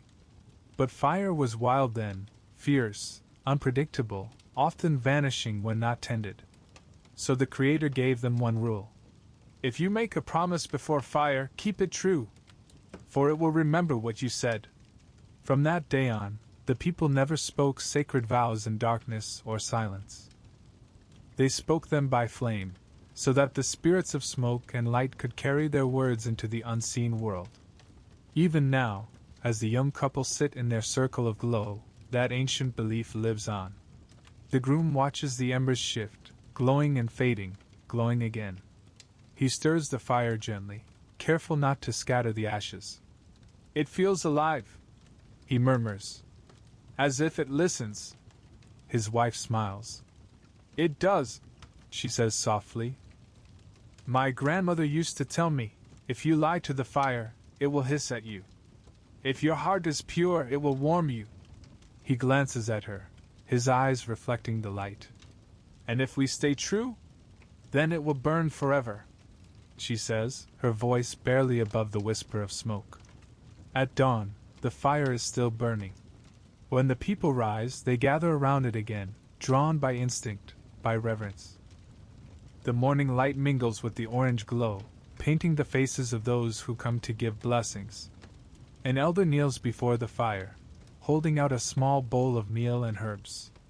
He scatters a handful into the flames, the grains crackling as they vanish. "For the ancestors," he says. "They are watching." Another brings a carved cup of water, pouring a few drops at the fire's edge so that steam rises, a brief, sighing mist that disappears into the air. "For balance," she whispers. "May their days be neither too dry nor too drowned." Each person gives something, a sprig of grass, a word, a smile, and the fire receives all without judgment. It burns what it is given, transforming every offering into light. This is the lesson of fire. It takes, but it also gives. It devours, but it also warms. It reminds them that every act of love carries both responsibility and renewal. As the morning unfolds, the couple are invited to rekindle the flame together. The old fire, the one that witnessed their vows, will not be left to die, but carried forward into the hearth of their new home. 2 glowing embers are lifted carefully from the center, each placed into a clay pot lined with ash. "This," says the elder, "is your heart. Guard it. Feed it. Do not let it go cold, even when the nights grow long." They nod solemnly. Together, they lift the pot and carry it between them, walking toward their new dwelling at the edge of camp. The path is lined with family and friends, their faces glowing in the amber light.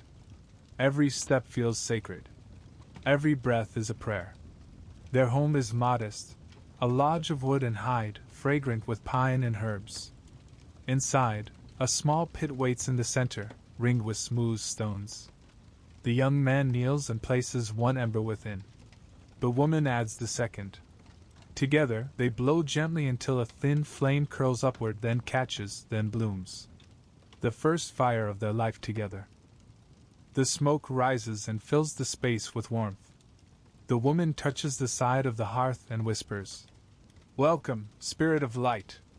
The man places his hand over hers. "Witness us," he adds. And for a moment, the flame flickers brighter, as though answering. Outside, the wind stirs the trees, carrying the scent of cedar through the air. Somewhere, a drum begins to beat again, slow, distant, steady. You sit with them in that quiet moment, feeling how still the world has become. There are no speeches, no applause, no grand declarations. Only this, 2 people, a small fire, and the hush of morning. You begin to see why the people trusted flame to carry their truths. Fire does not lie. It reveals. It consumes falsehood and leaves only essence. And so, in every home, every ceremony, every gathering, fire became the companion of truth. If 2 argued, they spoke near the fire, so their words would stay honest. If a child was born, a flame was kindled to announce the arrival of new spirit.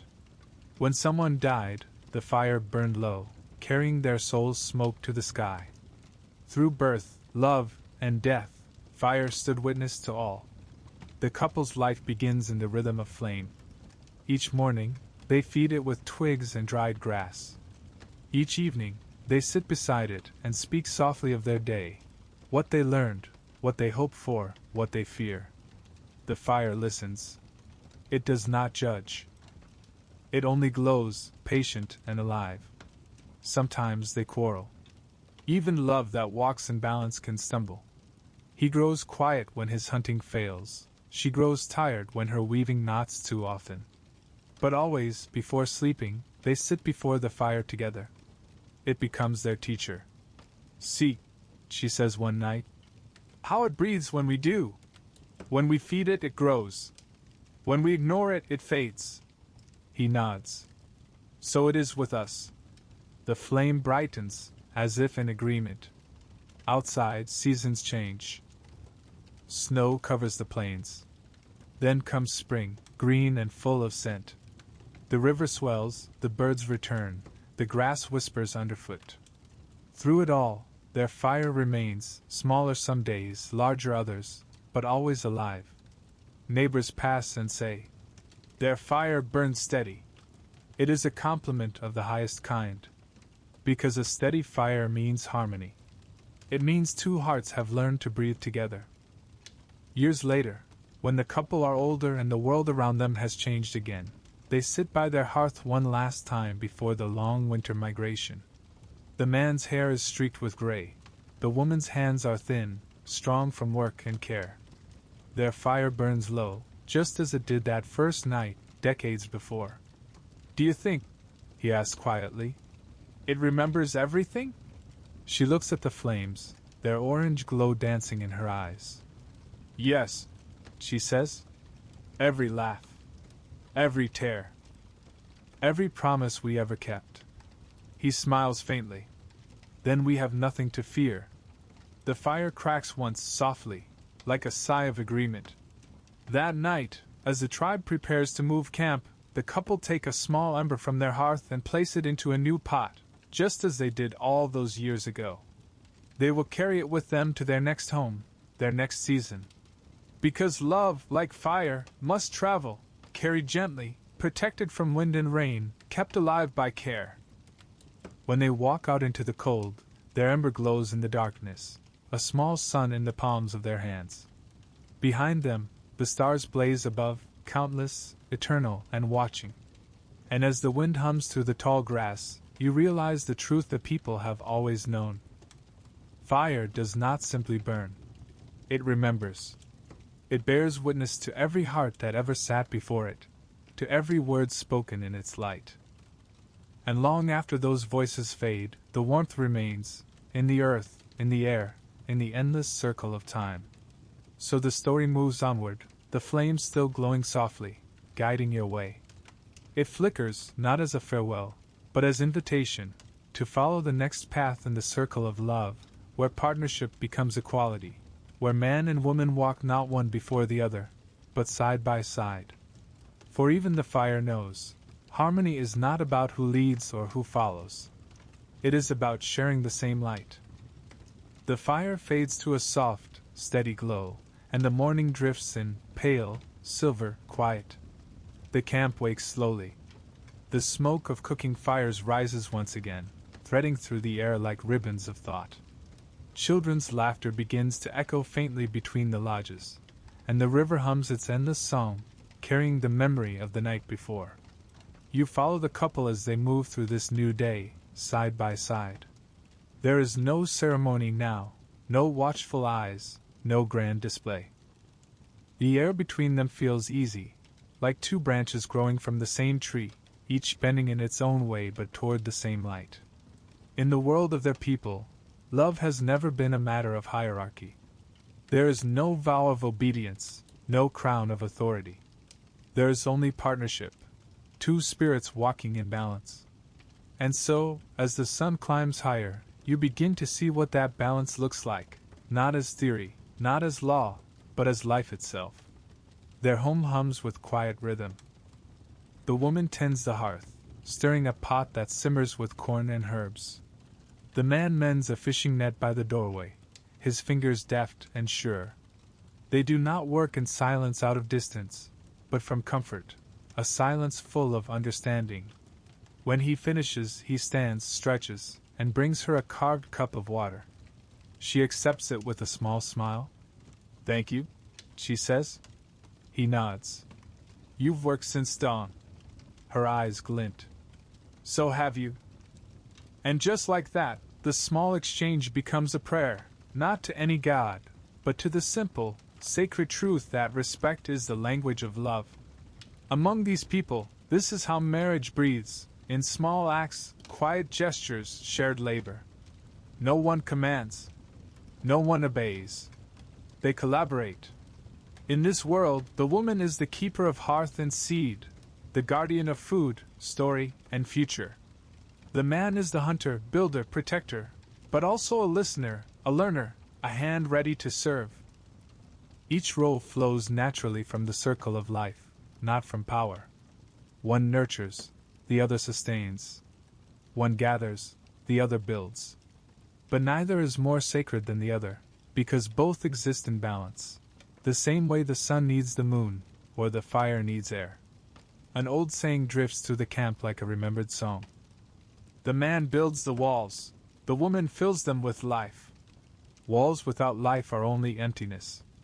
Life without shelter cannot survive. Together, they create wholeness. In the afternoon, you walk among other homes. Everywhere you look, you see the same quiet equality reflected. In one place, a man kneels beside a loom, learning the art of weaving from his wife's mother. She teases him, laughing as his hands clumsy through the strands. "You pull too tight," she says. "The fabric must breathe." He chuckles, trying again, and the others around them smile. No one mocks, no one scolds. The laughter is gentle, affectionate. Here, there is pride in learning from one another, not shame. In another lodge, a woman helps her husband carve arrows. Her fingers trace the feathers, showing him how to align them so they fly true. See, she says. Even the arrow needs balance. One feather leaning left, one right. That's what makes it straight. He looks at her, grinning. Then it seems you're the better Fletcher. She grins back. And you're the better listener. The air between them ripples with harmony, like sunlight on water. In many tribes, the idea of equality was not philosophy, it was structure. Among the Iroquois, lineage and inheritance passed to the women. The clan mothers chose the chiefs, and if a leader lost his way, if he became cruel, greedy, or unjust, it was the women who could strip him of his title. Among the Hopi, women owned the homes, and men moved into their wives' families. This was not dominance, but balance, for the woman's spirit was seen as rooted, while the man's was wind. Together they formed the living world, earth and sky intertwined. And among the Lakota, the woman's voice was sacred in council. Her wisdom was the anchor that steadied decisions made by warriors and hunters. Everywhere, respect was the foundation. The circle did not stand unless every person's place within it was honored. You sit now beside the young woman as she weaves a basket from reeds gathered by the river. Her hands move with calm precision. You watch as the strands cross, tighten, and shape themselves into something strong and useful. She glances up at you. Do you see? She asks. Each strand must lean into the other. If one tries to stand alone, the basket breaks. You nod. Like people. She smiles. Yes. Like people. A pause. Then softly. That's what our love is. We hold each other in place, not to control, but to strengthen. Her words linger in the air, warm as sunlight. You realize that for her, equality isn't something spoken of in meetings or argued in circles, it's a way of breathing. At sunset, the man returns from the hunt. His steps are heavy but sure. Over his shoulder, a deer. His face carries neither pride nor boasting, only gratitude. Before anything else, he kneels beside the fire and thanks the spirit of the animal. His wife joins him, sprinkling herbs into the flames so that the smoke carries their prayer upward. This life feeds ours, he says. May we use it well. When the meal is cooked, he does not eat first. He offers her the first bite, not as a gesture of politeness, but of reverence. She shakes her head, smiling, and offers it back to him. They share the first piece together, as they have since the night of their union. The fire between them glows softly, approving. Later, as the camp darkens and the stars bloom overhead, the couple sit outside their lodge. The air hums with insects and the slow murmur of water. He leans back, gazing upward. I sometimes wonder, he says, how the stars decide which one shines brighter. She follows his gaze. They don't, she answers. Each burns in its own way. Together they make the sky. He chuckles quietly. Then I suppose we are like that. Yes, she says, resting her hand over his. Each of us our own light, but brighter together. The elders say that love built on equality is like a circle of stones around a fire. Each stone different, some large, some small, yet each essential to holding the flame. Remove one, and the fire spreads too wide. Crowd them too tightly, and it suffocates. Balance. Always balance. It is why, in their songs, the people never sing of possession. They sing of sharing. They do not say my wife, my husband, they say the one who walks with me. It is also why they trust one another in silence. When the man hunts, the woman knows he will return. When she stays behind to tend the hearth, he knows she will keep the fire alive. Trust is the invisible thread that binds them, stronger than any rope, softer than any vow. As days turn into moons, their life unfolds with rhythm, planting, harvesting, hunting, celebrating. Each season brings new challenges, yet they face them as two hands working the same task. When storms come, they hold the lodge poles together. When sickness comes, they share medicine and care. When laughter returns, it fills the space between them like spring rain. Their equality does not mean sameness. It means understanding. He is river, moving, restless, carrying the hunt. She is shore, steady, patient, shaping the flow. And between them, life happens, unforced, unclaimed, alive. One night, as you sit with them by the fire, an old man joins you. His eyes are sharp, his hair silver, his hands scarred from work and time. He looks at the couple and smiles. "You live well together," he says. "You have learned the secret." "What secret?" the young man asks. The elder pokes the fire with a stick, sending sparks upward. "That love is not about halves becoming whole. It's about two wholes choosing to walk side by side. Each strong enough alone, but wiser together." The woman nods. "Yes," she says softly. "That is the truth of it." The elder leans back, the firelight dancing across his face. "Good," he says. "Then when the winds change, you will not fall. The ones who lean on each other too heavily are the first to break." They thank him, and he rises to leave. As he disappears into the darkness, the last of his words drift back on the wind. "Remember, even in love, you belong first to the earth, and only then to each other." The fire burns low again. The couple sits close, their shoulders touching. Around them, the camp quiets. Only the soft hum of night remains. They have found something rare, something whole, a partnership shaped not by dominance, but by understanding. In their faces, you see the reflection of a truth that has lived for generations. Love, to last, must walk in equality. It must honor strength without fear, softness without shame. Only then can two souls share the same light without one dimming the other. Morning breaks again, and this time the light feels softer. Like a sigh released after a long, contented dream. The air smells of smoke, dew, and bread baking on flat stones. Somewhere in the distance, a baby's cry rises, then fades, replaced by laughter. Dogs stretch beside the fires. The people begin their day, as they always have, by working. But here, work is not burden. It is rhythm. A pulse that binds everyone together, each task a verse in the same living psalm. And so, as the young couple begin their morning, you see that love does not rest after ceremony. It lives in these small, repeated gestures that shape the ordinary hours of life. The woman stirs the embers first, coaxing them gently back to flame. She feeds the fire bits of cedar, whispering a short morning prayer. Smoke curls upward, mingling with the scent of dawn. Beside her, the man repairs a fishing spear, tightening the bindings of sinew that hold the flint in place. His hands are callous but careful, his movements steady. Neither speaks for a while, they don't need to. The silence between them is full, warm, companionable. When the fire grows strong, she hands him a small bowl of roasted corn.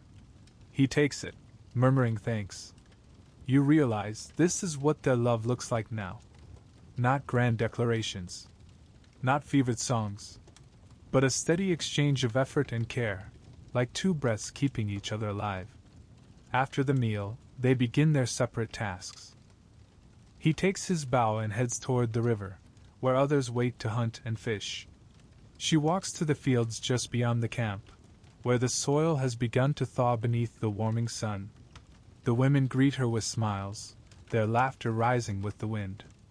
They work side by side, planting corn, beans, and squash, the three sisters, as they call them. Each plant supports the others. The corn stands tall, the beans climb its stalk, and the squash shades the ground to keep it moist. One woman glances at the young wife.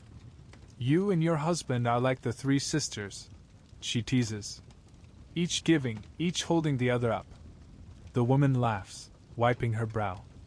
Then I hope our roots grow as deep. Their laughter mingles with the soft rustle of leaves, the scrape of hoes against soil, and the murmured songs of planting, a rhythm older than memory.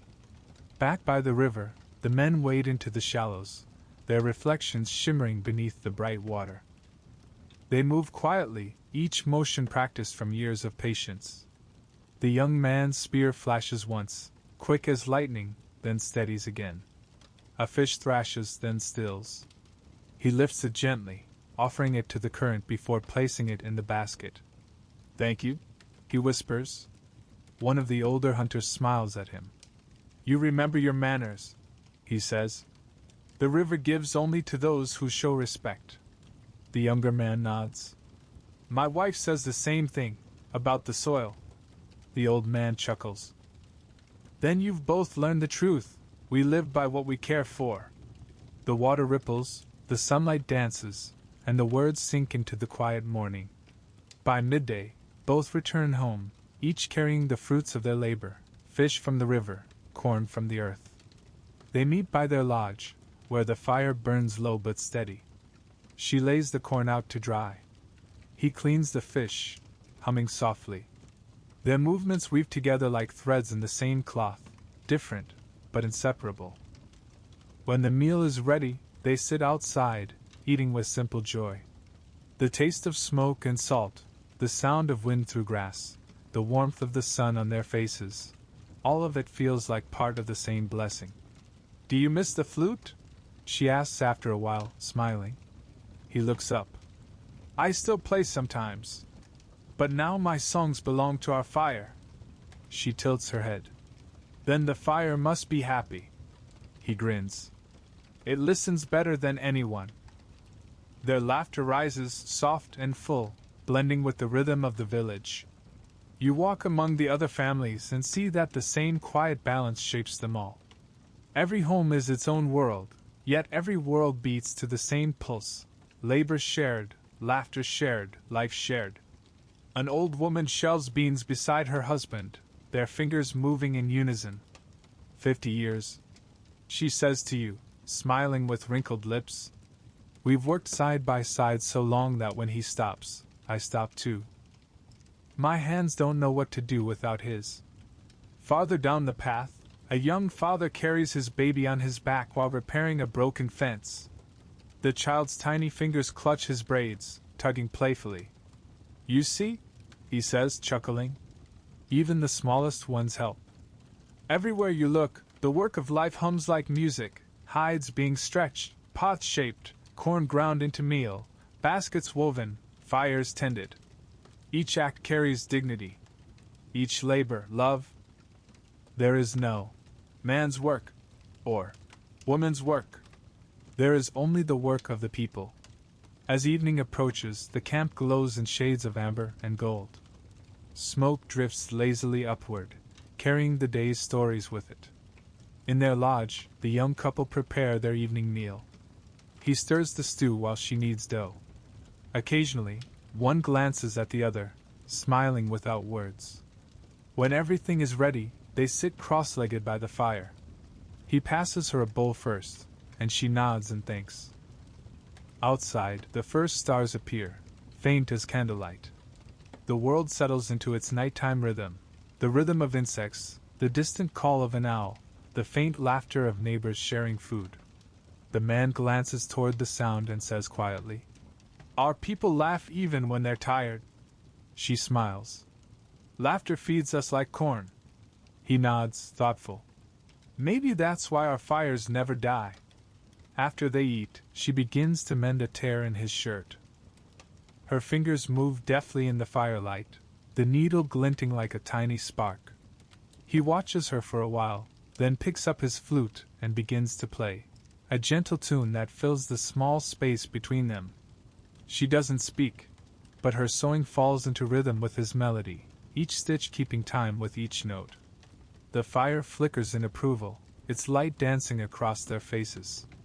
And as you watch them, her weaving, him playing, you realize that this is not work at all, but prayer. Not in words, not in ritual, but in rhythm. The rhythm of care. The rhythm of partnership. The rhythm of life itself.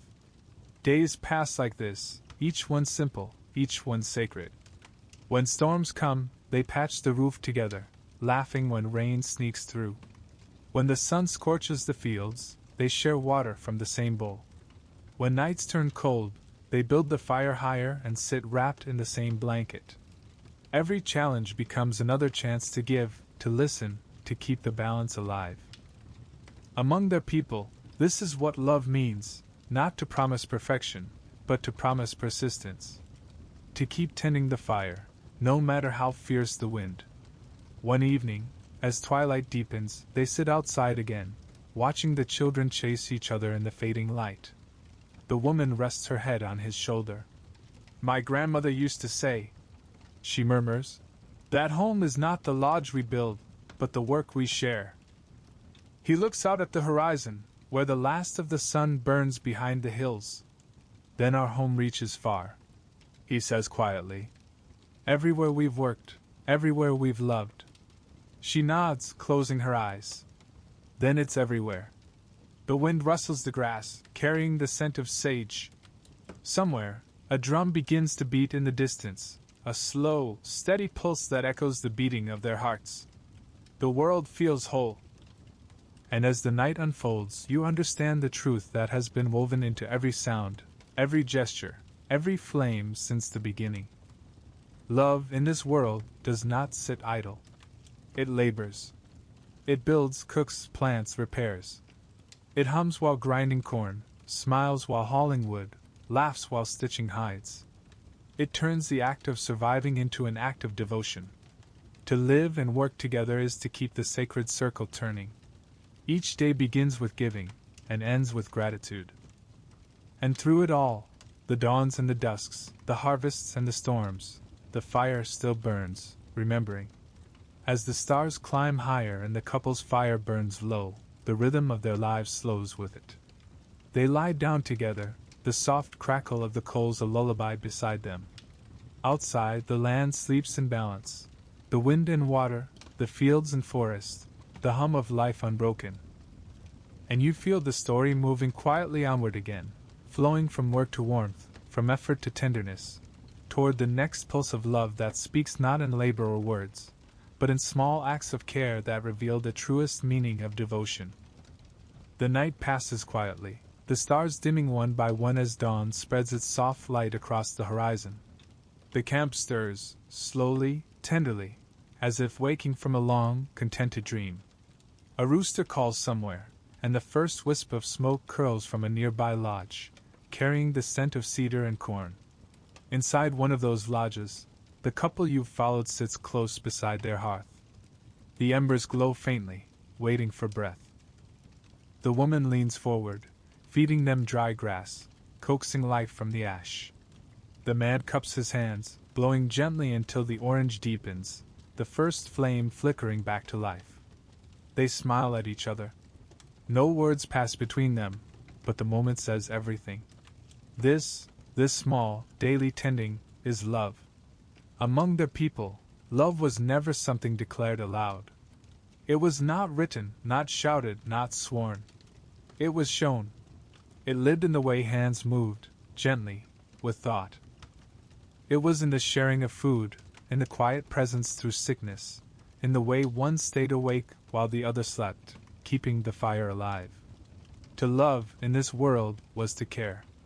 The old women would say, "If your words say love but your hands are idle, the spirits cannot hear you." So the people learned to speak with their hands, their actions, their patience. Every gesture became a language of devotion. When the man left for hunting, he never said, "I love you." He said, "I will return before the sun rests." And when he did, his wife met him at the edge of the camp with a bowl of water, so he could wash away the dust of the trail. She never said, "I missed you." She said, "You must be tired. Sit and eat."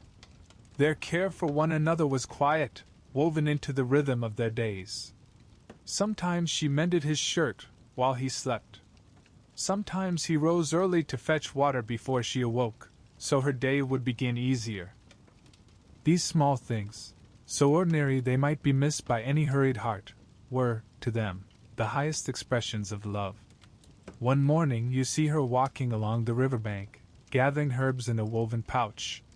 She pauses to pick a few stems of sage, a handful of wild mint.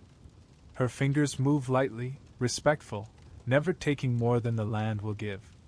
The sun glints off the water, and she hums under her breath, a low, rhythmic tune, the melody of her grandmother's voice passed down like a prayer. When she returns, she grinds the herbs carefully, mixing them into a paste that smells of cool earth and sharp sweetness. Later that evening, when the man returns limping from the hunt, a shallow cut marking his ankle, she doesn't scold or fret. She washes the wound with clean water, then spreads the salve gently over his skin. Her fingers are steady, warm. He watches her. "It doesn't hurt," he says, though his voice gives him away. She smiles faintly. "Then the herbs are working." He reaches for her wrist, brushing it softly. "Or maybe it's your hands." She laughs quietly, shaking her head. "My hands are old and rough." He looks at them, the lines of labor, the small cuts from weaving, the faint stains of soil. They are the most beautiful thing I've ever seen. Outside, the river hums its steady song, and the fire breathes softly in the corner, keeping witness. In this world, affection was not loud. It was steady. It was in how you listened, how you waited, how you noticed. When a woman loved a man, she mended his clothes not because she must, but because she could not bear to see him cold. When a man loved a woman, he carved her tools smoother than his own, so her hands would not blister as easily. When an elder loved a child, he taught them songs at twilight, his voice carrying across the dusk so the child would never fear the dark. Love was labor. Love was attention. Love was presence. And because it was given daily, it never had to be proved. As days pass, you see how the couple's care extends beyond one another, how it radiates outward like ripples in a still pond. One afternoon, they visit the woman's mother, now too old to work the fields. The young man repairs her roof, replacing the worn hide with new bark and grass. The woman kneels beside her mother, combing her gray hair with gentle fingers. The elder closes her eyes, sighing with contentment. "You too," she murmurs, "work together as if your hearts were tied by one cord." The younger woman smiles. "They are. It's the fire that tied them." Her mother chuckles softly. "Then keep feeding it. Even a small fire can die if forgotten." Her words hang in the air, truths spoken like wind through reeds. Love shown through care also meant forgiveness. In the quiet rhythm of their lives, not every day was gentle. Sometimes tempers flared. A misplaced tool, a forgotten promise, a word spoken too sharply. But anger here was treated like smoke, something to be acknowledged, then released before it could choke the air. When they quarreled, they did not turn away. They built the fire higher. They sat beside it, not speaking at first, simply watching the flames. The fire taught them how to listen, to hear not only words, but silence, to understand not only the wound, but the cause. When the time was right, one would reach for the other's hand. No apology was needed. The touch itself said, "We are still here. We are still us." The next morning, one would cook a sweeter meal, or fetch more water, or fix what had been left undone. And that, too, was love. On cool nights, when the stars gathered thick above, they lay close beside the fire. Sometimes he spoke in low tones, telling her what he'd seen in the forest, the tracks of deer, the flight of geese. Sometimes she whispered stories her grandmother told, of spirits that danced in flames and lovers who turned into rivers so they could float together forever. Their stories wove around each other like smoke around wind, inseparable, moving in harmony. And when words fell away, their silence was enough. The firelight flickered over their faces, and in the quiet, you could feel how deeply they understood one another. No need to speak when the heart already listens. Among their people, even the smallest gestures were sacred. When a man gave his wife a drink before himself, it meant "I remember you first." When she placed a blanket over his shoulders while he carved in the cold, it meant your comfort is mine. When one stayed awake through the night during illness, it meant your breath keeps me alive, too. Each act was an offering. Each offering kept the circle whole. The people believed that every gesture of care fed the spirits watching unseen. That kindness, given freely, rippled beyond this world. And so they lived as if every bowl of food shared, every wound tended, every moment of patience was a prayer. The seasons shift again. Autumn burns across the land in gold and scarlet. The air carries the scent of wood smoke and drying corn. You find the couple outside their lodge, preparing for winter. He stacks firewood in careful rows. She hangs herbs from the rafters to dry. Their movements are unhurried, deliberate, shaped by years of knowing each other's rhythm. Every now and then, he pauses to hand her something heavy. Every now and then, she brings him a drink of cool water. No command, no obligation, just the steady pulse of mutual care. When the work is done, they stand together, looking at the full baskets, the neat stacks of wood, the food safely stored. The air between them hums with quiet pride. She turns to him and says softly, "We have enough." He smiles. "We always do." And you realize she's not only speaking of food. That night, as frost gathers on the grass, they sit again by their fire. The warmth glows against the chill, wrapping their faces in amber light. He takes a small wooden comb from his pouch, something he carved himself from a piece of river driftwood, and hands it to her. "For your hair," he says simply. She looks at it, tracing the carved designs, tiny feathers, flowing water. "It's beautiful." He shrugs lightly. "It's just wood." She smiles, running her thumb along the smooth surface. "No. It's you." He laughs softly, embarrassed. "Then keep it safe." "I will," she says. "Just as you keep me." The fire pops once, sending a spark upward. It flickers, fades, but the warmth remains. In this world, care is not separate from love, it is love. It is not something that appears only in passion or ceremony, but in every ordinary moment that asks, "Will you give your time? Your patience? Your hands?" The answer always is yes. Because here, to love is to tend, to notice, to mend, to keep another's spirit whole while they keep yours. The people knew this truth better than any written poem. Love spoken fades like smoke. Love lived endures like fire. Outside, the stars shimmer brighter than ever, each one burning with the same steady light that glows in the couple's home. Their fire has burned through seasons now, through storms and songs and quiet mornings, and still it holds. The woman leans against the man's shoulder. He wraps an arm around her, his hand resting over hers. No vows, no words, just the shared warmth of the moment. You feel the night settle, peaceful and sure. And from that peace, the story breathes onward, as it always does, carried by the same rhythm of care and balance that shapes every life, every love. For even in this harmony, not all fires burn forever. Some fade. Some change. And when that happens, love itself must learn a different kind of tenderness, the grace of letting go, the wisdom of endings without anger. The air changes before the trouble begins. It's not loud, not sudden, no shouts, no broken things, no storm tearing through the lodge.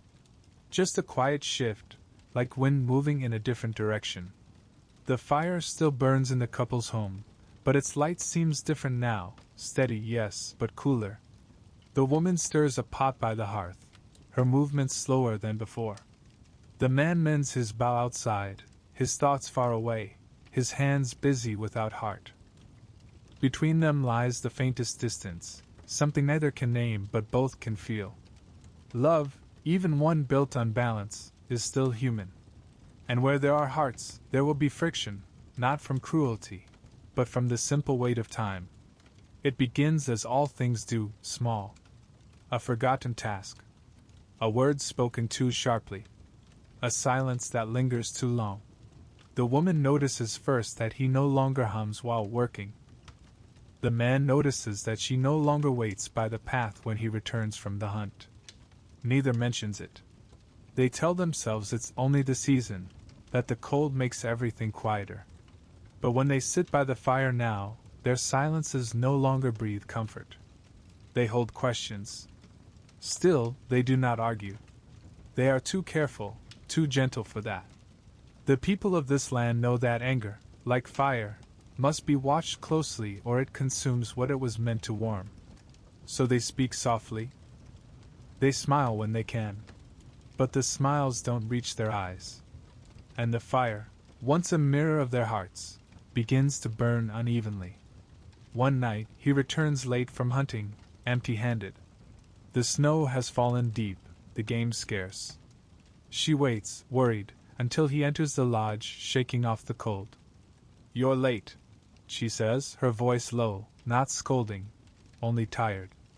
"I followed tracks far upriver," he replies, setting his spear down. "They led to nothing." She nods but says nothing more. She ladles stew into a bowl and hands it to him. He eats in silence. The fire crackles between them, the only sound. After a while, she says softly, "You go farther each day." He pauses, the spoon still in his hand. "I have to," he says. "There's less here now."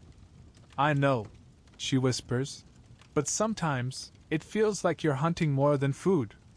Her words hang in the air, fragile, dangerous. He doesn't answer. And when he does, his voice is quiet, almost pleading. "And sometimes it feels like you no longer wait for me." They look at each other, truly look, for the first time in weeks. And what they see hurts more than anger ever could. Because love still lives there, but wounded. Like an animal caught in its own snare. Among their people, conflict was never hidden behind walls. When two hearts fell out of step, the tribe felt it too. Harmony, after all, was not only personal, it was communal. The next morning, the woman's mother comes to visit. She says nothing of the tension she senses, only sits by the fire and begins to braid reeds. "Sometimes," she says gently, "the river grows too wild. But it always finds its way back to calm." The daughter nods, forcing a smile. "And sometimes it cuts a new path." The old woman glances at her, eyes sharp but kind. "Yes," she says. "Sometimes it must." Outside, the wind carries snow against the lodge. Inside, the fire flickers, listening. Days pass. The space between them grows.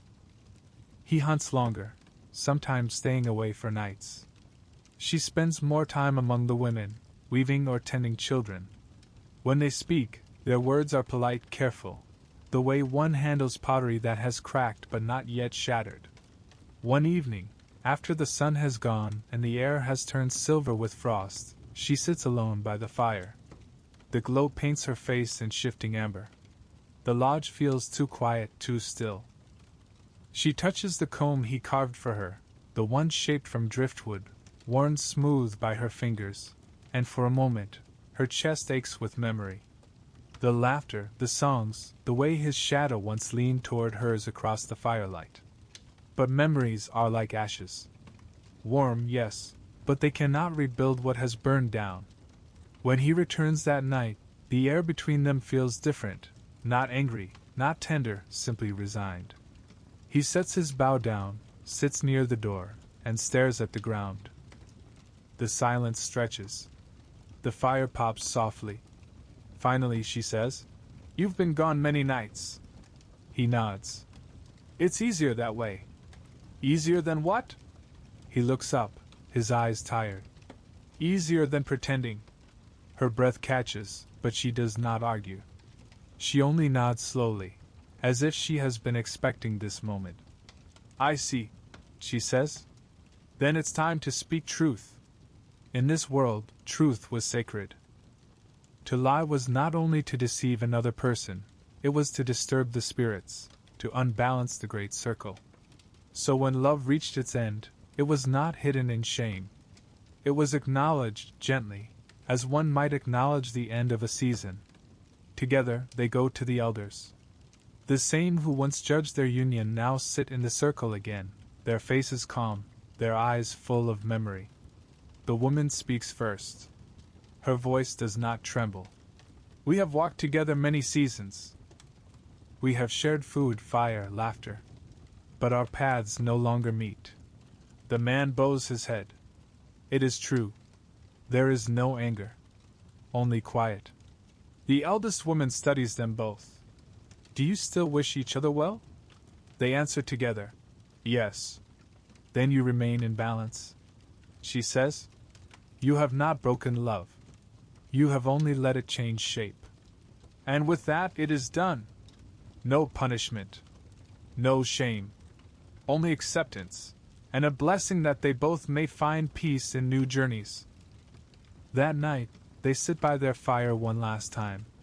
It burns low, patient, knowing. He breaks the silence first. I'll leave at sunrise. She nods. The fire can stay. It belongs to the land, not to us. He looks at her, the light catching the lines of her face. Lines formed by laughter, by sorrow, by life shared. Will you be all right? She smiles faintly. I was all right before you came. I will be again.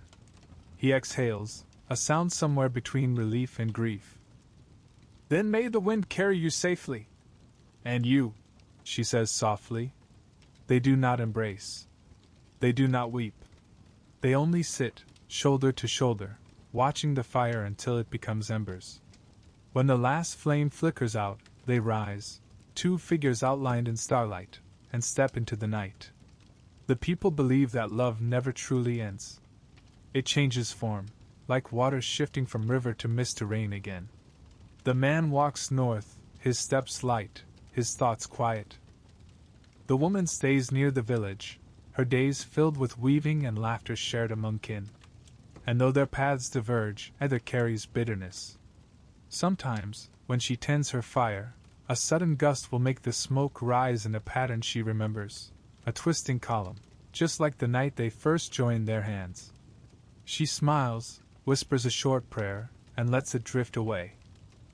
And sometimes, far away in the northern woods, the man will hear a bird call in the dust that sounds like her voice. He stops, listens, and feels a warmth in his chest that does not hurt anymore. You sit with the story as it softens. No tragedy, no grand ending, only life continuing in its natural rhythm. The fire that once bound them burns now for others. The smoke that carried their prayers rises still, joining the great wind that holds every word, every song, every love that ever lived. This is how they understood loss. Not as failure, but as part of balance. Not as ending, but as transformation. For love, like the seasons, must sometimes fall to make room for new growth. And so, the story moves gently onward, through the ashes of one fire, toward another still burning in the distance. Because even when lovers part, the circle of care does not break. It widens. It becomes the warmth shared with children, the laughter of neighbors, the teaching of elders, all threads of the same eternal web that binds the people together. Dawn returns. The same sun that once rose over their union now climbs again, spilling gold across the village. The air is cool, filled with the crisp scent of grass and wood smoke. The river hums softly in the distance.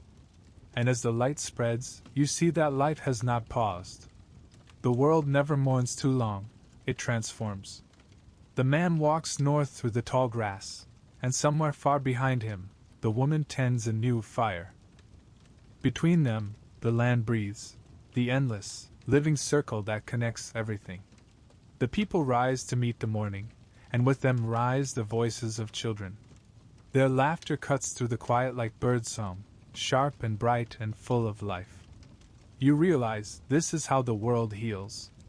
Through laughter, through play, through new beginnings born from old stories. In this place, children belong not to one pair of hands but to all. A baby's first cry is greeted not by two parents alone, but by an entire village. Women rush to the lodge with soft hides and warm blankets. Men bring gifts of wood and meat. Elders hum blessing songs that have been sung since before memory. The child is lifted to the sky so that the first thing it sees is light, the face of the sun, the eternal witness. The elder whispers, "You are part of everything.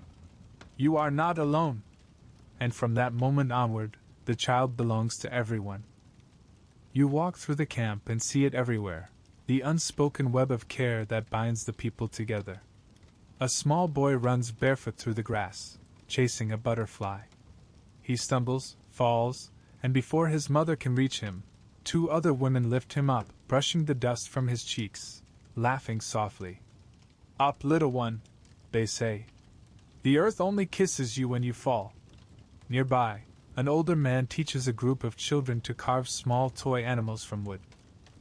His hands are patient, his tone gentle. When one child breaks a piece, he smiles. "Good," he says. "Now you've learned how it speaks."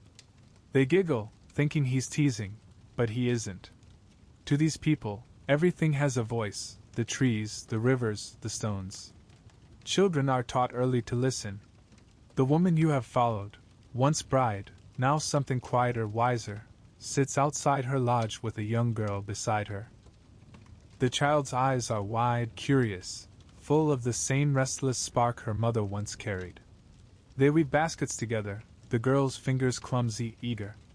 "It keeps breaking," she complains, pouting. The woman laughs softly. "Because you are trying to force it. You must listen to it first." "Listen to the basket? To the reeds?" she says. "They have a way they wish to bend. If you fight them, they will fight you back. But if you follow their curve, they will hold." The girl frowns, then tries again. This time, the weave holds. Her face lights up. "There," the woman says, smiling. "You see? Even reeds understand kindness." The girl laughs, delighted, and you realize that something has healed in the woman's heart. Where there was loss, now there is teaching. Where there was quiet, now there is the sound of a child's laughter. Love has found its new shape. Among the people, teaching is sacred. It is not given with scolding or punishment, but through story, through example, through shared work. An elder once said, "You cannot fill a child with wisdom by pouring it in. You must plant it like a seed and let it grow." So the children learn not by command, but by participation. They help grind corn beside their mothers, watching how the rhythm of stone and grain becomes a song. They follow the hunters to the forest, learning the quiet patience of the bough. They sit by the fires at night, listening to stories of the stars, learning that the universe itself is a family. Each act is a lesson. Each lesson, an offering to the future. You notice how even the smallest child carries a kind of dignity here. There is no shouting, no shaming. When they err, they are guided, not punished. A boy spills a basket of beans, scattering them across the ground. He freezes, eyes wide. But instead of anger, his aunt kneels beside him and helps him gather them, humming softly. "Next time," she says, "carry it closer to your heart. The beans like to feel safe." He nods solemnly, and together they finish. When they rise, the boy's face glows, not from fear, but from pride. That is the secret of their teaching. Every correction is also a kindness. Every lesson grows from love. In the evenings, when the camp glows with firelight, the children gather at the feet of the storytellers. The old ones sit cross-legged, their faces lit by flame, their voices low and deep as river stones. "Listen," an elder says, "to how the stars were born."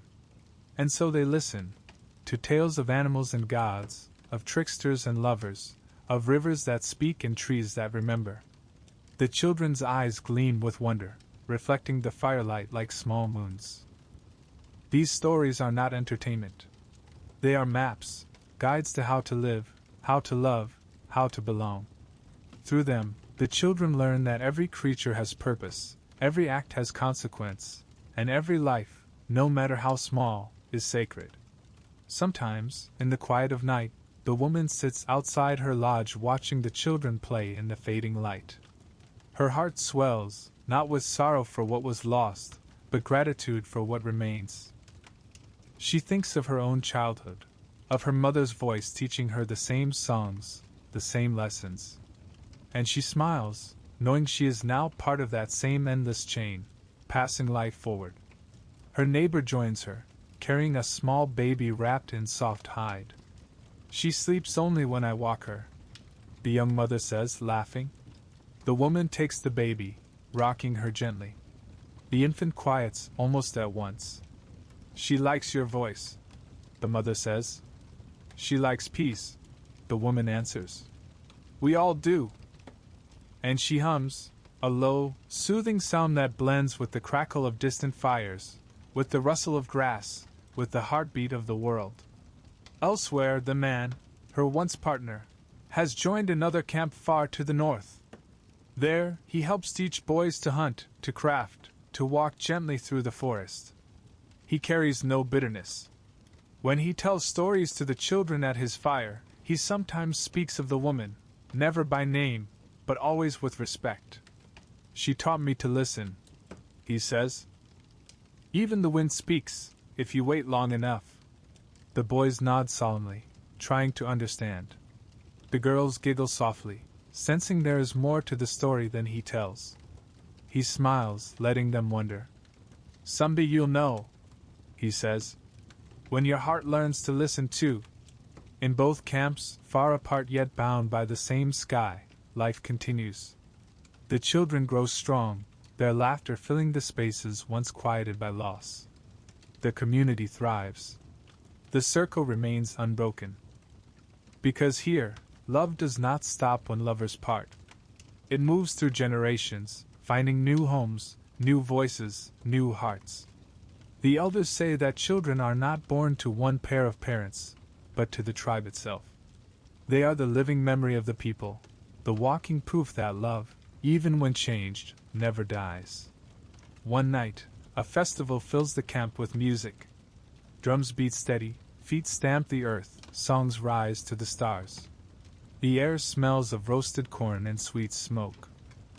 Children dart between the dancers, laughing, faces painted in bright streaks of color. The woman watches from near the fire, smiling. A little girl runs up to her, eyes wide. Dance, she urges. Come dance. The woman laughs, shaking her head. I'm too old. The child frowns. No one is too old to dance. And before she can argue, the girl takes her hand, pulling her into the circle. The drums swell, and soon she is laughing, truly laughing again, as her feet find the rhythm. Around her, the people move in harmony, old and young, men and women, children and elders, all turning in one great motion beneath the stars. In that moment you see it clearly.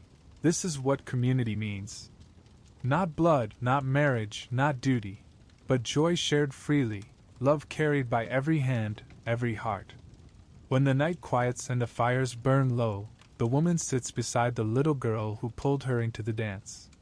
The child yawns, curling against her side. Did you have fun? She whispers. The girl nods sleepily. I dreamed while dancing, she murmurs. I dreamed the stars were watching us. The woman smiles, brushing the child's hair. They always do. And as the child drifts into sleep, the woman hums again, softly, gently, a song older than memory. It rises into the night air, winding upward toward the stars, joining the hum of every other heart in the camp. It is not a song of romance, or loss, or longing. It is a song of belonging. Of love that has grown beyond two souls into the body of the whole. The fires burn lower. The night grows still. You feel the warmth of the earth beneath you, the whisper of the wind above, and you know, this is what endures.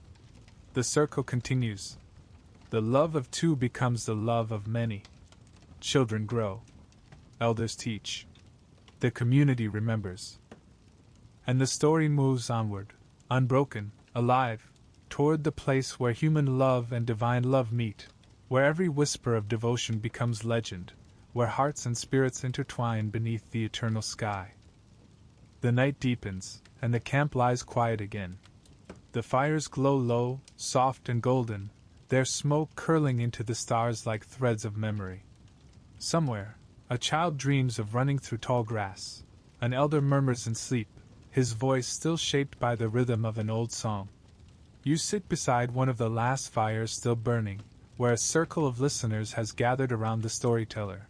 A woman with hair silver as frost and eyes that still shine with mischief. The children lean close. Even the adults fall silent. It is time, she says, to speak of the loves that came before us, the ones who taught us what the heart truly means. Her voice flows like water, steady, patient, full of life. And in her words, you feel the entire world lean closer to listen. Before the first people walked the earth, she begins, the sky and the earth were lovers. Her hands rise, shaping the space between. They longed for each other, but the great wind kept them apart, the sky above, the earth below. Each night, the sky wept stars, falling to touch the earth's face. And the earth answered with flowers, blooming toward him from the dark. But they could never meet. Their love became the rhythm of the world itself, the turning of seasons, the falling of rain, the growing of life. The children sigh softly, eyes wide. One whispers, "Did they ever find each other?" The old woman smiles. Every dawn they do. For when the light spreads across the horizon, the sky and the earth finally kiss, and the world is born anew. The listeners smile, their faces lit by both flame and wonder. You feel it, too, the truth beneath the tale. That love, even when parted by distance, still shapes everything it touches. The storyteller shifts, adding wood to the fire. Sparks leap upward like golden birds. Now listen, she says, to the tale of the spirit of the wind and the woman of the waters. The fire pops, as if in anticipation. She lived in the deep places, beneath rivers and lakes, where the water hums the songs of the moon. He lived among the mountains, where the wind sings through stone. One day, the wind looked down from the high cliffs and saw the water dancing below, her surface glimmering like stars. He fell in love at once, wild and unstoppable, as wind always is. But the water was still and wise. She said, "If you come to me, you will vanish. You cannot live where I live." The wind laughed. "Then I will visit you every day. I will brush your surface, ripple your hair, and carry your scent across the world so all may know your beauty." And so he did. Every morning, he comes to kiss her skin. Every night, she hums him to sleep in her depths. They never truly meet, yet they are never apart. The storyteller's eyes gleam. That is why you hear whispers on the water. It is the wind, still telling her he loves her. The firelight flickers across her face, across the faces of those listening, faces young and old, all softened by the spell of the story. Not all love stories end in togetherness, she says.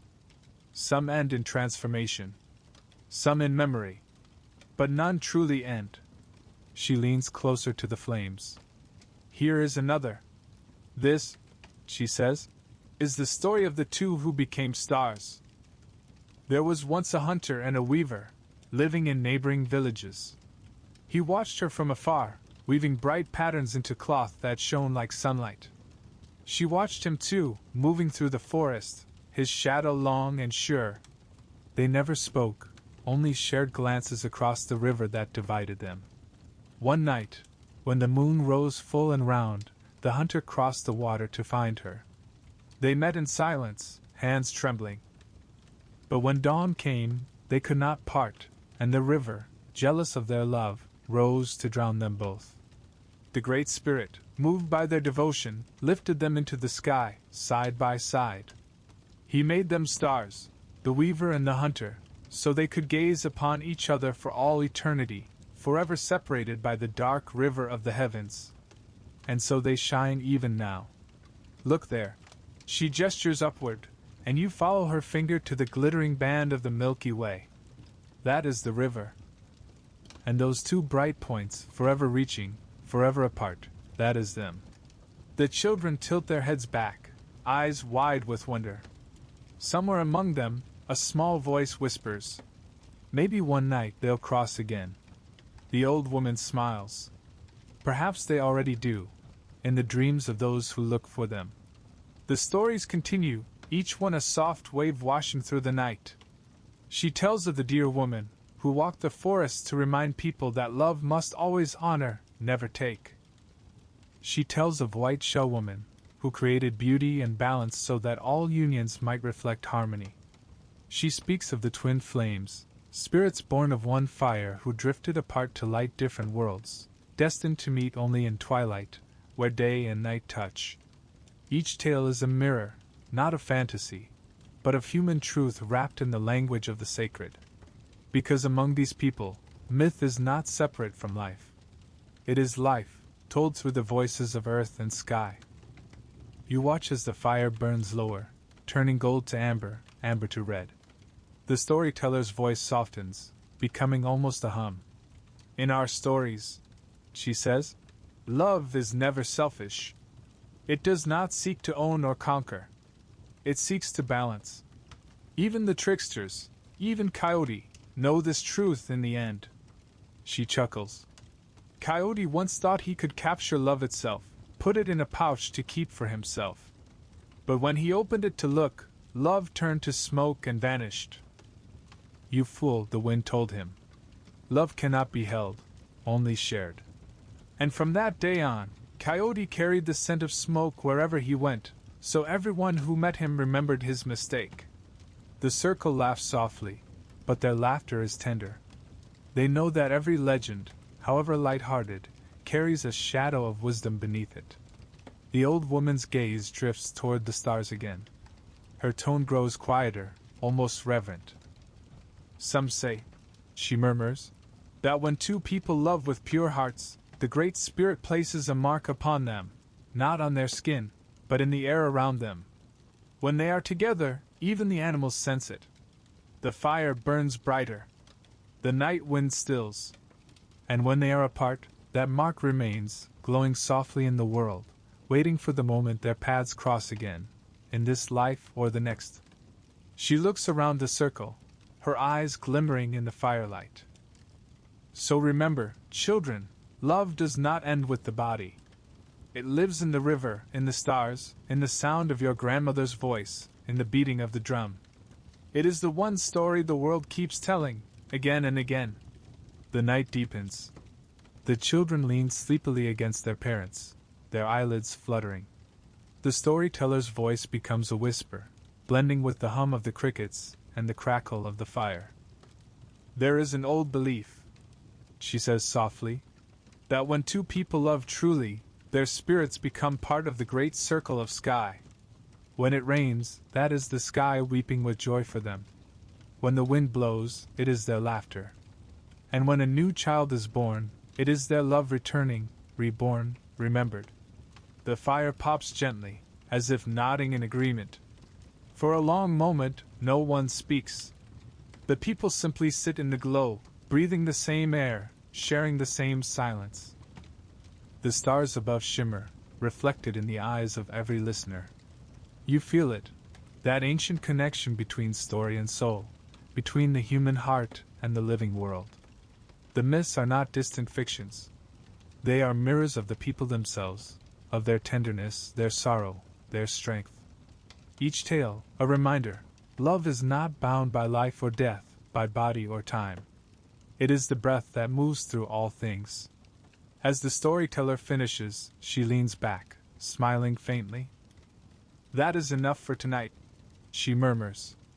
The rest belongs to your dreams. The children are already half asleep, their heads resting against their mothers, their small hands curled around bits of woven cloth or smooth stones, tokens of comfort. One by one, the people drift away to their lodges, leaving only the old woman and the glowing coals. She gazes into the embers for a while, then whispers one final thought, so soft you almost miss it. Every love becomes legend, if you remember it kindly. The wind sighs through the grass. The fire breathes its last. The stars keep their silent watch. And as you sit in that fading light, you realize the truth that the myths have always carried. Love is not a single moment. It is the story itself, told, retold, reborn. The fire that once witnessed two hearts join now burns in 1,000 others. The songs of the ancients still echo in the wind. The legends live on, not in the past, but in every heartbeat that dares to love again. The night exhales its last breath. The stars pale, fading one by one into the brightening sky. The horizon blushes with the first light of dawn, a thin, trembling gold that spills over the sleeping camp, brushing the tips of the grass, the smoke-dark lodges, the faces of those who dreamed through the night. The world feels still, listening. Somewhere, a single bird begins to sing, tentative at first, then sure. Its song is not loud, not grand, but it carries the weight of something eternal. Renewal. Continuance. And as you listen, you realize the story you've walked through, the births and unions, the dances and partings, the myths whispered to stars, has not been about people alone. It has been about love itself, in all its forms. Love as the fire that warms the hands. Love as the patience that teaches the young. Love as the silence that forgives. Love as the memory that endures after the flame burns low. The people who lived on these lands long before borders and cities understood this better than most. For them, love was never something to be owned. It was something to walk beside. As dawn unfolds, the storyteller from last night steps outside her lodge. She stands quietly, her shawl drawn close, her face turned to the sunrise.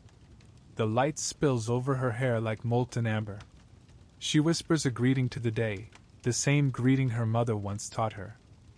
Thank you for returning. Thank you for remembering us. Around her, others begin to wake, women stirring the fires, men stretching in the cool air, children blinking sleep from their eyes.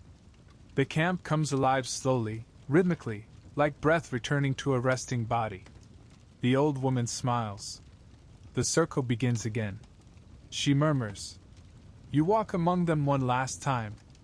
You see the woman who once shared her hearth with another, now older, wiser, her face lined but serene. She sits with a group of children, braiding their hair and telling them how the reeds whisper when the wind is kind. You see the man, far to the north, his beard touched with gray, teaching the young hunters to thank the spirits before taking a life. They have not spoken in many seasons, yet both carry the same peace in their eyes, a quiet recognition of what once was, and what still is. Their love did not vanish. It transformed, softened, became something larger than them both. It became part of the land, part of every story, every song, every hand that lights a fire. This, you understand, is the truth of their world. Love is not a possession. It is participation. In the language of their ancestors, there was no single word for love, as we know it, no neat boundary separating affection from respect, care from duty, passion from spirit. It was all one breath, one motion of the heart. To love was to live in balance, to honor life itself. It meant giving thanks for the deer before eating, for the rain before drinking, for the fire before warming one's hands. It meant looking at another person and seeing not a body, but a soul moving through the same great circle as you. And in that circle, no one stood above another. Man and woman, elder and child, river and stone, all belonged equally to the same rhythm. The old songs speak of this truth. There is one, sung only at dawn, called "The Fire Still Burns." It tells of two spirits who meet in every lifetime, never bound by form, only by the same wind that carries them. Each life they find one another again, sometimes as lovers, sometimes as kin, sometimes only as strangers passing on a trail who feel, for an instant, the ache of recognition. The song ends with the same line, repeated 3 times. What is love but the remembering of light? When you hear it sung, you understand. Love, in its purest form, is memory, of connection, of unity. of the eternal flame that burns in all beings. You watch as the children begin their morning games, chasing each other through the tall grass, their laughter ringing through the air. The sound is music, wild and alive. It is the echo of every laugh that came before, every joy shared by ancestors long gone. An elder watches them and smiles. The earth laughs through them, he says softly. The thought lingers, that maybe love is not something humans own at all. Maybe it belongs first to the world, and we are only its keepers for a short time.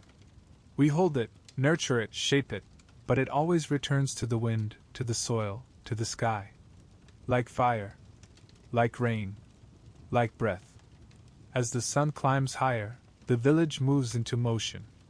Smoke rises from cooking fires, and the smell of roasting corn drifts through the air. Women call to one another, trading laughter with the morning breeze.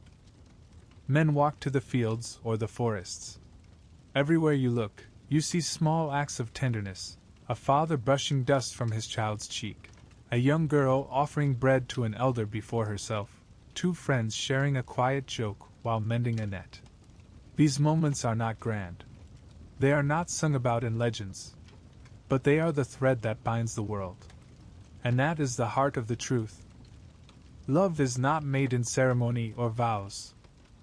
It is made in repetition, in care that never ceases, in kindness so habitual it becomes invisible. The storyteller gathers the children again and tells one final tale, one not of spirits or stars, but of the people themselves. Once, she says, a young boy asked his grandfather, "What happens when people stop loving?" And the old man answered, "The river's dry. The soil cracks. The stars forget to shine. For love is the breath of the world. When it stops, everything sleeps." The boy thought about this and said, "Then we must never stop breathing love." And the old man laughed. Exactly. That is the work of living, to keep the world awake. The children giggle, not fully understanding, but the lesson sinks into them like sunlight into soil. The world must be loved awake, every day. The woman finishes her story and turns toward you. Her gaze is steady, knowing. "You have walked with us a long way," she says softly. "You have seen how we love, through silence, through fire, through care. You have seen how it begins, how it changes, how it continues even when the people do not." She kneels beside the fire, stirring the embers until they glow again. "Do you see?" she asks. "The flame never dies. It only sleeps until someone tends it." You nod, feeling the truth settle in your chest. She smiles. "Then you understand. That is all love is, tending the flame. For each other. For the world." She lets the fire burn a moment longer, then scatters a pinch of herbs into it. The smoke rises, fragrant, curling toward the brightening sky. Around you, the morning grows louder. The people go about their work. The storyteller hums softly as she walks away. The last of the night's chill fades, replaced by warmth and light. You take one last look at the camp, the fires, the laughter, the life woven together in balance. And you realize the circle is complete. The story began beneath the stars, with the question, "What is love?" And it ends here, beneath the sun, with an answer that feels both simple and infinite. Love is not possession. It is not vow or promise. It is the act of walking gently, with the land, with others, with yourself. It is the hand that tends the fire, the voice that calls a child by name, the heart that listens when silence speaks. Love is the world remembering itself. The wind stirs, carrying the scent of cedar and smoke. The flames sigh, folding into ash. Somewhere behind you, a flute begins to play, low and distant, the same melody you heard when the story began beneath the stars. It is not a song of sorrow, not a song of joy.